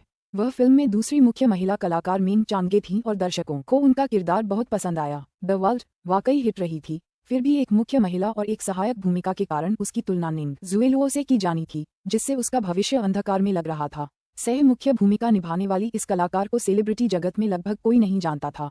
नीलामीकर्ता द्वारा परिचय समाप्त करने के बाद निंगशी खड़ी हुई और सभी का अभिवादन किया। जब उन्होंने निंगशी को प्रत्यक्ष देखा तो उनमें से कई लोग आश्चर्य से चिल्ला उठे और हौंफने लगे। यो, हमारे सकल में इतनी खूबसूरत महिला कब से आ गई? वह बहुत खूबसूरत है। इस मंडली में कई खूबसूरत महिला हस्तियां हैं, एक के बाद एक आ रही हैं। क्या आप उन सभी को पकड़ सकते हैं? यह अलग है, यह वाकई खूबसूरत है। इसके शरीर को देखो, क्या इसे अब तक सिर्फ गौण भूमिकाएं ही मिली हैं? ऐसा लगता है कि इसे किसी ने लिया ही नहीं है। क्या सीईओ सन, क्या आप कुछ सोच रहे हैं? हे, मैं हूँ। बेशक, वहाँ कई लोग ऐसे भी थे जो निंगशी को पहचानते थे। निंग ज़ुएलुओ के आसपास मौजूद कुछ लोगों ने उसे देखते ही चर्चा शुरू कर दी। क्या यह निंग परिवार की दत्तक पुत्री नहीं है? निंग परिवार का गोद लिया हुआ बच्चा? तुम्हारा मतलब उससे है जिसे वे गांव से वापस लाए थे? हाँ, पिछली बार मैंने उसे एल्डर निंग के जन्मदिन के भोज में देखा था। मुझे यकीन है कि यह वही है। बिल्कुल नहीं, इतना बड़ा बदलाव। जब मैंने उसे सालों पहले पहली बार देखा था तब भी ज़ुएलुओ की युवावस्था की पार्टी चल रही थी और वह इतनी साधारण थी कि उसने नकली पोशाक भी पहन रखी थी। मैंने सुना है कि उसे ज़ुएलुओ के प्रेमी को चुराने और सू यान को बहकाने के कारण परिवार से निकाल दिया गया था। फिर उसने कहीं और प्लास्टिक सर्जरी करवा ली और अब मनोरंजन जगत में प्रवेश करने के लिए अपने लोमड़ी जैसे चेहरे का इस्तेमाल कर रही है।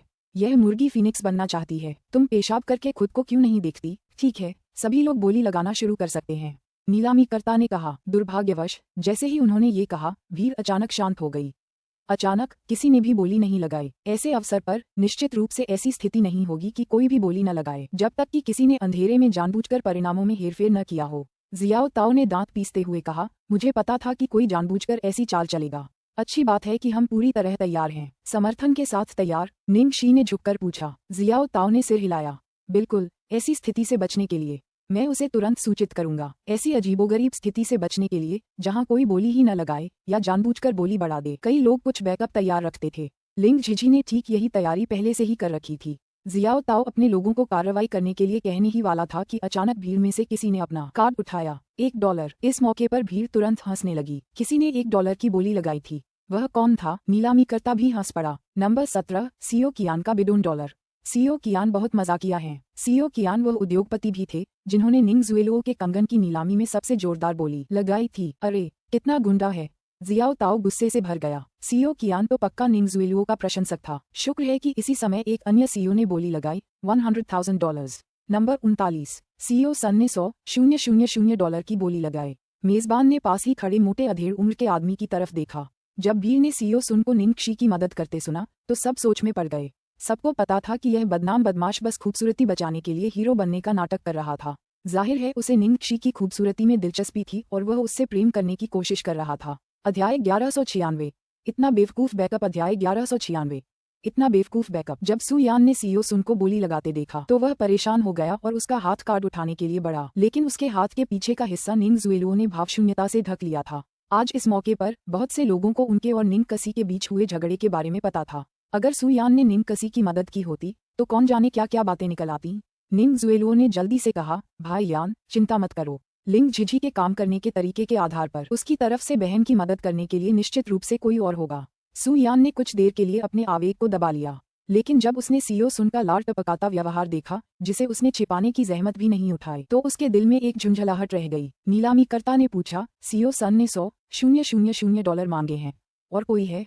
$100,001। कोने में एक सीट पर जहां कोई रोशनी नहीं थी एक व्यक्ति ने स्पष्ट रूप से अपना बोली कार्ड उठाया था। पफट $100,001। ये तो मजाकिया है। आप इस तरह बोली नहीं लगाते। उन्होंने केवल $1 जोड़ा। वह कौन है? मेजबान को भी समझ नहीं आ रहा था कि वह हंसे या रोए, लेकिन उस व्यक्ति ने नियमों के विरुद्ध नहीं कहा था, इसलिए वह केवल इतना ही कह सका। 8वें नंबर वाले व्यक्ति ने $100,001 की बोली लगाई। सीओ सन ने भौहें चढ़ाई और अपना कार्ड उठाया, $200,000। 8वें नंबर वाले ने बोली जारी रखी, $200,001। सीओ सन ने दांत पीसते हुए कहा, $300,000। नंबर 8 ने आगे कहा, $300,001। उन दोनों के बीच की इस प्रतिस्पर्धा पर भीड़ में उपहास की लहर दौड़ गई। हा, ये तो मुझे बहुत हंसा रहा है। ये 8वां कौन है? क्या ये निंग शी का बैकअप हो सकता है? ये बैकअप बहुत ही गैर पेशेवर है। कौन इस तरह से कीमतें बढ़ाता है? कितनी शर्मनाक बात है। निंग कसी का मुंह फड़क उठा। 8 नंबर हमारा बैकअप है। जियाओ ताओ का चेहरा एक पल के लिए सन रह गया, फिर उसने अपना सिर खड़खड़ाते ढोल की तरह हिलाया। उसने भावुक होकर जवाब दिया, बिल्कुल नहीं। बहन झिझी ऐसे बेवकूफ को नौकरी पर क्यों रखेगी? मैंने अभी फोन किया था पर समझ नहीं आ रहा कि मैं अचानक हमारे आदमी से संपर्क क्यों नहीं कर पाए। मुझे भी नहीं पता कि ये आदमी कौन है। धिक्कार है। क्या ये निंग ज़ुएलुओ का आदमी हो सकता है जो परेशानी खड़ी करने के लिए भेजा गया हो? जरूर होगा। ये तो हद हो गई। जियो ताओ गुस्से से फटने वाला था। निंग शी को लगा कि चीजें थोड़ी अजीब हैं, इसलिए वह थोड़ा मुड़ी और 8वें नंबर की ओर देखने लगी, लेकिन वह बहुत दूर था और वह स्पष्ट रूप से नहीं देख सकी कि वह व्यक्ति कौन था। आखिरकार सीओ सन भी इतनी शर्मनाक बोली लगाने को तैयार नहीं हुए, इसलिए उन्होंने बोली लगाना ही छोड़ दिया। स्वाभाविक रूप से कोई और भी इतनी आसानी से बोली नहीं लगाता। आखिरकार निंग शी का जेड ब्रेसलेट 8वें नंबर के व्यक्ति ने $300,001 में खरीद लिया। निंग शी के कंगन की मूल कीमत $30,000 $300,000 थी और बोली उससे $1 अधिक थी। सबने निंग शी को तिरस्कार भरी नजरों से देखा। मैंने कहा था ना, गोद लिए हुए बच्चे ऐसे ही होते हैं। वो तो बैकअप लेने में और भी ज्यादा खराब है। वो तो ऐसे ही बोली लगाते हैं। कितना मजेदार है। हा, बिल्कुल। गांव वालों को तो कुछ पता ही नहीं। बैकअप रखना और ज्यादा खर्च न करना, ऐसे ही होगा। समझ में आता है, समझ में आता है। हा। निंग ज़ुएलुओ ने प्रसन्नता से चांग ली की ओर देखा और अपनी आवाज धीमी करते हुए कहा, आपने इस व्यक्ति की व्यवस्था की? बहुत बढ़िया। चांग ली ने अंततः कुछ सही किया था। चांग ली वाकई उलझन में थी। उसे समझ नहीं आ रहा था कि ये 8 नंबर कहाँ से आया है, लेकिन जब उसने निंग ज़ुएलुओ को ये कहते सुना तो उसने इनकार नहीं किया और बस मुस्कुरा दी। अध्याय 1197। तीव्र बोली। अध्याय 1197। तीव्र बोली। भाई यान, मैंने तुमसे कहा था कि बहन अपनी व्यवस्था खुद करेगी। उसके कंगन की कीमत काफी अच्छी मिली है और यह मूल कीमत से ज्यादा नहीं होनी चाहिए। निंग ज़ुएलुओ ने मासूमियत से सु यान को देखा। सु यान को थोड़ी राहत महसूस हुई कि उसने पहले ही बोली नहीं लगाई थी, वरना अब अपमानित होने वाला व्यक्ति सीओ सुन नहीं बल्कि वह खुद होता। जियाओ शी अभी भी इन चीजों से निपटने में पर्याप्त अनुभवी और सावधान नहीं थी। सेलिब्रिटी दान की नीलामी खत्म होने तक जियाओ ताओ को अभी भी अपमानित महसूस हो रहा था। वह लगभग भोज छोड़कर भागकर ये देखने के लिए दौड़ पड़ी कि आखिर 8वां उपद्रवी कौन है। आखिरकार निंग शी ने उसे रोक लिया। अगर जियाओ ताओ अब 8वां तक पहुंच जाती तो यह और भी साबित हो जाता कि वह व्यक्ति वही था जिसे उन्होंने ही तय किया था। इसके बाद दूसरा दौर शुरू हुआ। दूसरे दौर में 10 वस्तुओं की नीलामी हुई, जिसे आयोजन का चरमोत्कर्ष माना गया। ये कुछ वस्तुएं समाज के कुलीन सदस्यों से एकत्रित की गई थीं। बोली की मूल कीमत से अधिक की राशि दान में दी जाती थी। राजनीतिक और व्यावसायिक जगत की कई हस्तियां इन दुर्लभ खजानों पर अपनी नजरें गड़ाए हुए थीं। पूरा माहौल फिर से जीवंत हो उठा। बोलियां बेकाबू थीं और वस्तुओं की अंतिम कीमतें भी बेहद प्रभावशाली थीं। निंग ज़ुएलुओ ने अपने पिता को उपहार स्वरूप देने के इरादे से एक शुद्ध सोने की कलम की बोली लगाई थी। एक ऐसी पुत्रवधू होने के नाते उसने भीड़ से प्रशंसा बटोरी। जहां तक सुयान का सवाल है, उसने 9वीं वस्तु तक किसी भी चीज के लिए बोली नहीं लगाई थी। इसलिए भीड़ उत्सुक हो गई और सवाल पूछने लगी, क्या हुआ? आज इतने सारे मूल्यवान बच्चे हैं, लेकिन कोई भी मास्टर सू की नजर में नहीं आया। कुछ तो है, मैं उसका इंतजार कर रहा हूँ। सुयान ने अपने बगल में खड़े ज़ुएलुओ की तरफ देखा और मुस्कुराया। निंग ज़ुएलुओ ने शर्म से उसकी ओर मुस्कुराकर जवाब दिया। जैसे ही उन्होंने ये कहा, मंच से मेजबान की आवाज सुनाई दी। अब हम अंतिम वस्तु प्रदर्शित करेंगे। यह इस नीलामी का सबसे दुर्लभ खजाना भी है। इसे क्वीन कहा जाता है और यह एक मुकुट है जो 12 कोलंबियाई नाशपाती के आकार के पन्ना रत्नों से जड़ा है। इन रत्नों का वजन 600 कैरेट है, जो एक आश्चर्यजनक वजन है। इसे देश वाय के राजा चार्ल्स ने रानी यूजेनी के लिए विशेष रूप से बनवाया था ताकि रानी के प्रति उनके अटूट प्रेम को दर्शाया जा सके। इसे एक बार एक अज्ञात व्यक्ति ने निजी संग्रहकर्ता की वस्तु के रूप में $30 मिलियन में बेचा था। इस बार हम इसे उस अज्ञात व्यक्ति के लिए दान के लिए नीलाम कर रहे हैं। जैसे ही परिचय हुआ, सभी को एहसास हो गया कि यही वो चीज है जिसका सुयान इंतजार कर रहा था। इस जोड़े की शादी जल्द ही होने वाली थी और यह मुकुट साफ तौर पर उनके प्यार की निशानी था जिसे वह अपनी प्रेमिका की खुशी के लिए पाना चाहता था। मेरी पत्नी को भी यह पसंद आ गया और उसने मुझसे कहा कि मुझे इसके लिए बोली लगानी चाहिए, लेकिन लगता है मेरे पास कोई अच्छा मौका नहीं है। अमीर लड़कों में से एक ने असहाय भाव से सुयान की ओर देखा। बाकी कुछ अमीर सार्वजनिक हस्तियां जो इस ताज को पाने की कोशिश में थीं, भी हंस पड़ीं। चाहे कुछ भी हो, कम से कम कोशिश तो करनी ही होगी। बहुत से लोगों को इस चीज में दिलचस्पी थी। सभी इसे आजमाने के लिए उत्सुक थे, जबकि सुयान शांत भाव से था। उसके चेहरे पर उसका दृढ़ निश्चय साफ दिखाई दे रहा था। निंग और सू परिवारों के मजबूती से एक साथ आने से उनका कारोबार काफी बढ़ गया, खासकर सू परिवार का। उनका कारोबार विदेशी बाजार तक फैल गया था और उनकी आर्थिक स्थिति भी आश्चर्यजनक रूप से मजबूत थी। इसलिए इसमें कोई आश्चर्य की बात नहीं थी कि उन्हें इतना भरोसा क्यों था। बेशक नीलामी कक्ष में भी ऐसी ही क्षमता वाले कई अन्य लोग मौजूद थे। इस वस्तु के लिए शायद असाधारण रूप से कड़ी टक्कर रही होगी। नीलामीकर्ता का स्वर भी असामान्य रूप से भावुक था। अब नीलामी शुरू होती है, सभी लोग अपनी बोलियां लगाएं। $20 मिलियन। ठीक है। अब नंबर 31 के सीईओ झाओ ने $20 मिलियन के साथ शुरुआत की है। कोई और है? $21 मिलियन। नंबर 56 ने $21 मिलियन की बोली लगाई। $23 मिलियन। सीईओ सन ने $23 मिलियन की बोली लगाई है। सभी जानते हैं कि हमारा यह मुकुट बहुत दुर्लभ और कीमती है। बोली जारी रखने के लिए अभी भी कुछ समय है। क्या कोई अपनी बोली लगाना चाहेगा? अध्याय 1198, मेरी पत्नी से निर्देश मांगें। अध्याय 1198, मेरी पत्नी से निर्देश मांगें। चूंकि यह वस्तु अविश्वसनीय रूप से महंगी थी, इसलिए बोली लगाते समय सभी लोग काफी संयमित थे। इसलिए न केवल यह आधार मूल्य से कम थी, बल्कि इसमें केवल 1 या 2 मिलियन की ही वृद्धि हुई। जैसे जैसे बोली आगे बढ़ी, वृद्धि की सीमा भी कम होती गई, खासकर जब बोली $30 मिलियन के आधार मूल्य को पार कर गई, क्योंकि सभी ने अधिक सावधानी से बोली लगानी शुरू कर दी। धीमी वृद्धि का कारण ये था कि यदि बोली आधार मूल्य से अधिक हो जाती तो इसका मतलब था कि बोली लगाने वाले को वस्तु के वास्तविक मूल्य की तुलना में हानि हो सकती थी। बेशक, चूंकि इस वस्तु की इतनी शानदार प्रतिष्ठा थी, इसलिए अगर बोली की कीमत थोड़ी ज्यादा भी हो जाती तो बोली लगाने वाले को ज्यादा नुकसान नहीं होता। इसके अलावा ऐसे मौके पर किसी चीज का सफलतापूर्वक बिकना या न बिकना बोली लगाने वालों की अपनी प्रतिष्ठा साबित करने की इच्छा पर निर्भर करता था। कोई भी यह नहीं दिखाना चाहता था कि संसाधनों के मामले में वे कमजोर हैं, इसलिए बोली जारी रही। $38 मिलियन, सीईओ सन ने कर्कश आवाज में चिल्लाया। सीईओ सन की बोली सुनकर सभी लोग चौंक गए। कुछ ही पल बाद किसी ने चिल्लाकर कहा, $40 मिलियन। जैसे ही इसकी कीमत $4 करोड़ के पार पहुंची, भीड़ बेचैनी से इधर उधर भागने लगी, क्योंकि इसकी कीमत आधार मूल्य से काफी ज्यादा हो गई थी। अगर अब कोई इसके लिए सफलतापूर्वक बोली भी लगा दे तो भी यह उसके लायक नहीं होती। इसलिए बाकी बोली लगाने वाले या तो अमीर लोग थे या फिर वे लोग जिनकी इस वस्तु में असाधारण रुचि थी। सू यान उनमें से एक थी। $45 मिलियन। ऐसे में उनकी इस बोली से तुरंत हंगामा मच गया। इस समय नीलामीकर्ता की आवाज कांप रही थी। नंबर 60 के श्री सू यान $45 मिलियन की मांग कर रहे हैं। क्या कोई और है जो आगे बढ़ना चाहेगा? इस मुकुट का आधार मूल्य भले ही $30 मिलियन हो, ये दुनिया का एक दुर्लभ खजाना है। ऊंची बोली को प्रोत्साहित करने के लिए नीलामीकर्ता ने मुकुट की प्रसिद्धि और मूल्य का परिचय देना शुरू कर दिया। प्रतियोगिता में केवल 4 बोलीदाता बचे थे। सू यान के अलावा सीईओ सन, वह अमीर व्यापारी जिसने पहले निंग शी को चाहा था, सीईओ झाओ हाइशिंग, जो इसे अपनी पत्नी लिंगफी को उपहार के रूप में देना चाहता था, और एक और व्यक्ति की पहचान थी जो थोड़ी अनोखी थी। वह सू यान का सौतेला भाई सू शुन था, जिसके पिता तो वही थे लेकिन माँ अलग थीं। सू शुन द्वारा बोली लगाने का कारण स्पष्टतः सू यान के साथ प्रतिस्पर्धा करना था। जो लोग इस गपशप से वाकिफ थे उन्हें पता होगा कि चूंकि सू यान को फेफड़ों की बीमारी थी और वह बचपन से ही बीमार रहता था, इसलिए सू परिवार को डर था कि वह वयस्कता तक जीवित नहीं रह पाएगा। इसलिए उन्होंने सू शुन को अपने साथ ले लिया। विचार ये था कि उसे सू यान के स्थान पर बड़ा किया जाए। यदि सू यान की मृत्यु हो जाती है तो सू शुन उसकी जगह ले लेगा। दुर्भाग्य से सू यान कुछ सालों तक गांव में स्वास्थ्य लाभ करता रहा, लेकिन न सिर्फ बीमारी से उसकी मौत नहीं हुई बल्कि वह धीरे धीरे स्वस्थ भी हुआ और आखिरकार उसे सू परिवार के पास वापस लाया गया। दूसरी ओर सू शुन, जिसे शुरू में उत्तराधिकारी बनने के लिए पाला गया था, अचानक एक असहज जीवन जी रहा था। आज सू परिवार में ये दोनों भाई लड़ रहे थे। सू यान अभी भी सबसे बड़ा बेटा था और शादीशुदा जिंदगी से पैदा हुआ था, इसलिए उसे सही और उचित समझा गया। सू शुन की मौजूदा परिस्थितियां बहुत अजीब थीं, लेकिन किशोरावस्था में जमा हुए संबंधों की वजह से उसमें अभी भी लड़ने की कुछ ताकत थी। ऐसे ही एक मौके पर दोनों भाइयों में मुकाबला शुरू हो गया था।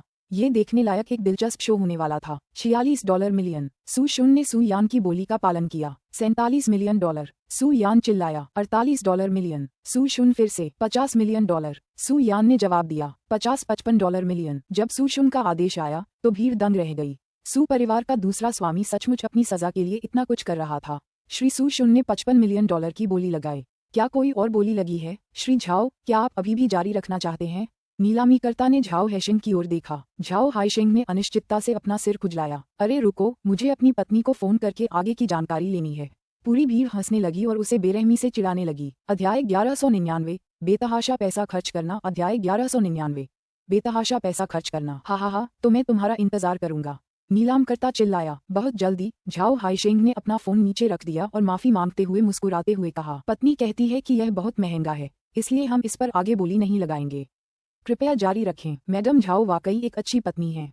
नीलामीकर्ता ने निष्कर्ष निकाला। फिर सीईओ सन की ओर देखा। आपका क्या कहना है सीईओ सन, क्या आप आगे बोलना चाहेंगी? $56 मिलियन। सुन झानपेंग ने निंगक्षी की ओर देखते हुए कहा, मानो वह उस सुंदरी के सामने अपनी संपत्ति का बखान कर रहा हो। $56 मिलियन। सीईओ सन ने $56 मिलियन की बोली लगाई। दोनों मिस्टर सूस, क्या आप आगे बोलना चाहेंगे? नीलामीकर्ता की आंखें चमक उठीं जब उसने भाइयों सू यान और सू शुन को देखा। सू शुन बहुत दुखी लग रहा था। उसकी सीमा पार हो गई थी। अगर वह बोली लगाता रहा और अगर वह उसे हासिल भी कर लेता तो सिर्फ इस सफाई के लिए उसे बहुत बड़ा नुकसान उठाना पड़ता। उसके बाकी समर्थक भी उसके इस बेतुके व्यवहार के बारे में राय रखते। अंत में सू शुन दांत पीसते हुए केवल उदास होकर कह सकी, मैं अपनी बोली खोती हूँ। पूरी भीड़ ने उसका मजाक उड़ाया और निंग जुएलुओ ने भी उसे उपहास भरी नजरों से देखा। वो तो बस एक नासमझ बच्चा था, फिर भी सुर्खियां बटोरने के लिए सू यान से लड़ना चाहता था। कितना मजेदार है। इस नीलामी में मुकाबला इतना कड़ा था कि जियाओ ताओ एक कोने में बैठी निराश हो रही थी। अपनी बेचैनी के कारण वह अपना सारा गुस्सा भूल चुकी थी और उसने निंगक्षी की आस्तीन खींचकर पूछा, बहन क्षी, तुम्हें क्या लगता है ये ताज कौन जीतेगा? निंगक्षी जम्हाई लेते हुए ऊब गई थी। कौन जाने, वैसे भी इसका हमसे कोई लेना देना नहीं है। कैसा चैरिटी भोज। वह इन तथाकथित अमीर उद्योगपतियों और सार्वजनिक हस्तियों को कूल होने का दिखावा करते हुए देख देख कर थक चुकी थी। वह सीधे उन लोगों को पैसा दान कर सकती थी जिन्हें इसकी जरूरत थी, लेकिन इंडस्ट्री में यही तो होता था, दिखावा तो करना ही पड़ता था। अगर उसने निजी तौर पर भी बहुत दान दिया होता और ढेर सारा दान किया होता तो भी दूसरों को उसके कामों के बारे में पता नहीं चलता और न ही उसकी तारीफ होती। खैर, जाहिर है उसने ये सब अपनी अंतरात्मा की आवाज पर किया था और उसे किसी तारीफ की जरूरत नहीं थी। बोली की अधिकतम सीमा $60 मिलियन थी। विजेता बोलीदाता का जल्द ही पता लगने वाला था, इसलिए निंगक्षी ने अपना बैग पैक किया और सोने के लिए निकलने को तैयार हो गई। जियो ताओ अभी भी उत्साह से खुद से बुदाबुदा रही थी। हालांकि मैं वास्तव में चाहती हूँ कि यह वह न हो। मैंने पहले ही भविष्यवाणी कर दी थी कि अंत में ये सू यान ही जीतेगी। इससे पहले निंग जुएलुओ ने पहले ही कहा था कि वह ताज के लिए यहाँ थी। इसके अलावा सू बहुत अमीर हैं। जैसे ही उसने ये कहा, सू यान ने तुरंत चिल्लाकर कहा, $60 मिलियन। 60 करोड़। नीलामीकर्ता की आंखें चौड़ी हो गईं। श्री सू ने $60 करोड़ की बोली लगाई है। क्या कोई आगे बढ़ना चाहेगा? सीईओ सन, क्या आप आगे बढ़ना चाहेंगे? सीईओ सन। सुन झानपेंग का चेहरा लाल हो गया। कुछ देर तक वह कुछ नहीं बोला। जाहिर है ये कीमत उसकी पहुंच से कहीं ज्यादा थी। ऐसा नहीं था कि वह इसके लिए भुगतान नहीं कर सकते थे, लेकिन एक व्यवसायी के रूप में भले ही वह प्रतिष्ठा चाहते हों, वे इस तरह के गहने के लिए $60 मिलियन खर्च नहीं करेंगे। नीलामीकर्ता जानता था कि इतनी ऊंची कीमत बहुत दुर्लभ है, इसलिए उसने सोचा कि नीलामी समाप्त करने का समय आ गया है और वह चिल्लाया, श्री सू, एक बार में $60 मिलियन। इस समय मंच के बाहर से प्रशंसापूर्ण उद्गार, बधाई संदेश और प्रशंसा की ध्वनियां गूंज रही थीं। आखिरकार वे सू परिवार ही हैं। वास्तव में जिसके पास धन होता है वही सबसे ऊंची आवाज में बोलता है। यहाँ तक कि सुन झानपेंग ने भी घोषणा कर दी कि खेल खत्म। निंग जुएलुओ बहुत भाग्यशाली है। अगर कोई मेरे लिए इतना पैसा खर्च करके एक मुकुट खरीद ले तो मैं सचमुच अपने सपने से हंसते हुए जाग जाऊंगा। बधाई हो मास्टर सू, आपने अपनी प्यारी के लिए सचमुच बहुत कुछ किया। ये सब कुछ नहीं है। ये छोटी सी रकम मास्टर सू के लिए सागर में एक बूंद के समान है। हा, आप सही कह रहे हैं। हमें अपनी शादी के भोज में आमंत्रित करना याद रखें। सू यान ने विनम्रतापूर्वक सभी की प्रशंसा का जवाब दिया। सच कहूँ तो उसने राहत की सांस भी ली, क्योंकि उसे अपने दिल में पता था कि $60 मिलियन ही उसकी अधिकतम राशि है। अगर सू झानपेन बोली लगाती रही तो शायद वह पीछे नहीं रह पाएगा। हालांकि जब उसने भीड़ की प्रशंसा सुनी तो उसे बहुत संतुष्टि का एहसास हुआ, जबकि निंग जुएलुओ ने उसके हाथ को पकड़ लिया और उसे प्यार से मुस्कुराया। मंच पर नीलामीकर्ता ने अपनी दूसरी पुष्टि शुरू की। $60 मिलियन, 2 बार, 3 बार $6 करोड़। ये शब्द बोलते ही नीलामीकर्ता ने अपने हाथ में नीलामी का हथौड़ा ऊपर उठाया। हथौड़ा गिरते ही नीलामी पूरी हो जाती। पूरी भीड़ सांस रोककर हथौड़े के गिरने का इंतजार कर रही थी। अप्रत्याशित रूप से जैसे ही नीलामीकर्ता का हाथ आधे रास्ते पर पड़ा, चुपचाप तनावपूर्ण हवा में पीछे के अस्पष्ट कोने से 8 नंबर वाला एक कार्ड धीरे से ऊपर उठा दिया गया। $100 मिलियन। अध्याय 1200। पैसे को ऐसे खर्च करो जैसे कुछ भी नहीं। अध्याय 1200। पैसे को ऐसे खर्च करो जैसे कुछ भी नहीं। $100 मिलियन। नीलामीकर्ता ने सदमे में आकर लगभग गलती से अपना हथौड़ा फेंक दिया। खुद को शांत करने के बाद उसने गहरी सांस ली। 8 नंबर 8 ने अभी $10 करोड़ की पेशकश की है। मिस्टर 8 ने भी $10 करोड़ की पेशकश की है। हे भगवान, नीलामी में शामिल होने वाले कई लोग गुमनाम थे और 8 नंबर वाला व्यक्ति भी उनमें से एक था। इसलिए नीलामीकर्ता को सिर्फ इतना पता था कि बोली लगाने वाला एक पुरुष है। वह उसके बारे में और कुछ नहीं जानता था, इसलिए नीलामीकर्ता ने उसे सिर्फ उसके नंबर से ही संबोधित किया। पूरे कमरे में सन्नाटा छा गया।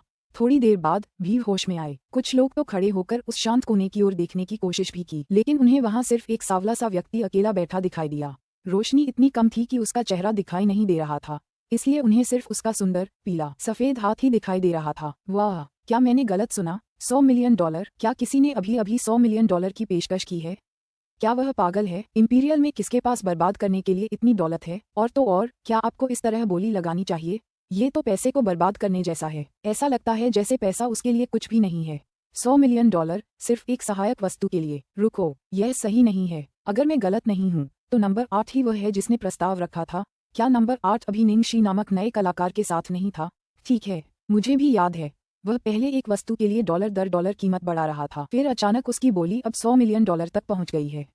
क्या हो रहा है? सिर्फ भीड़ ही नहीं, नीलामीकर्ता खुद भी हैरान था। इतने सालों तक नीलामीकर्ता रहने के बाद उसने पहली बार ऐसी नीलामी देखी थी। कीमत $6 करोड़ से बढ़कर $10 करोड़ हो गई थी। मानो पैसा उसके लिए कुछ भी मायने नहीं रखता। अंत में मेजबान ने माथे से पसीना पोंछा और नीलामीकर्ता को अपना काम जारी रखने की याद दिलाने के लिए आगे बढ़ा। उसने गहरी सांस ली। सब लोग कृपया शांत हो जाए, शांत हो जाए। नीलामी अभी भी जारी है। अभी श्री सू ने तीसरी कॉल से पहले $60 मिलियन की पेशकश की थी, लेकिन अभी तक इसकी पुष्टि नहीं हुई है। और अब अतिथि संख्या 8 ने क्वीन के नाम से जाने जाने वाले ताज के लिए $100 मिलियन की बेहद ऊंची कीमत की पेशकश की है। हाँ, $100 मिलियन। क्या कोई और इस बोली को चुनौती देगा? नीलामीकर्ता ने उत्साह में एक ही सांस में ये बात कह दी। उन्होंने एक वस्तु के लिए इतनी ऊंची बोली लगाई कि वह मूल कीमत से भी ज्यादा हो गई। यह निश्चित रूप से उनके करियर के सबसे गौरवशाली क्षणों में से एक होगा। नीलामीकर्ता के संक्षिप्त भाषण के बाद भीड़ में पुनः सन्नाटा छा गया। नीलामकर्ता ने सू यान की तरफ देखा। चूंकि उसे लगा था कि मुकुट तो पहले से ही उसका था, इसलिए उसके चेहरे पर उदासी छा गई। उसकी वस्तु अचानक और इतनी ऊंची कीमत पर छीन ली जाए तो कोई भी दुखी हो सकता है। निंग जुएलुओ शर्मिंदा हुई। फिर उसने चांग ली की ओर मुड़कर पूछा, क्या हुआ? क्या 8वां नंबर तुम्हारा आदमी नहीं है? चांग ली सचमुच उलझन में थी, लेकिन उसे अभी उसके साथ ईमानदार होना था। नहीं, असल में मैं तुम्हें अभी बताना ही चाहती थी। नंबर 8 हमारा नहीं है। मैं भी नहीं जानती कि वह कौन है।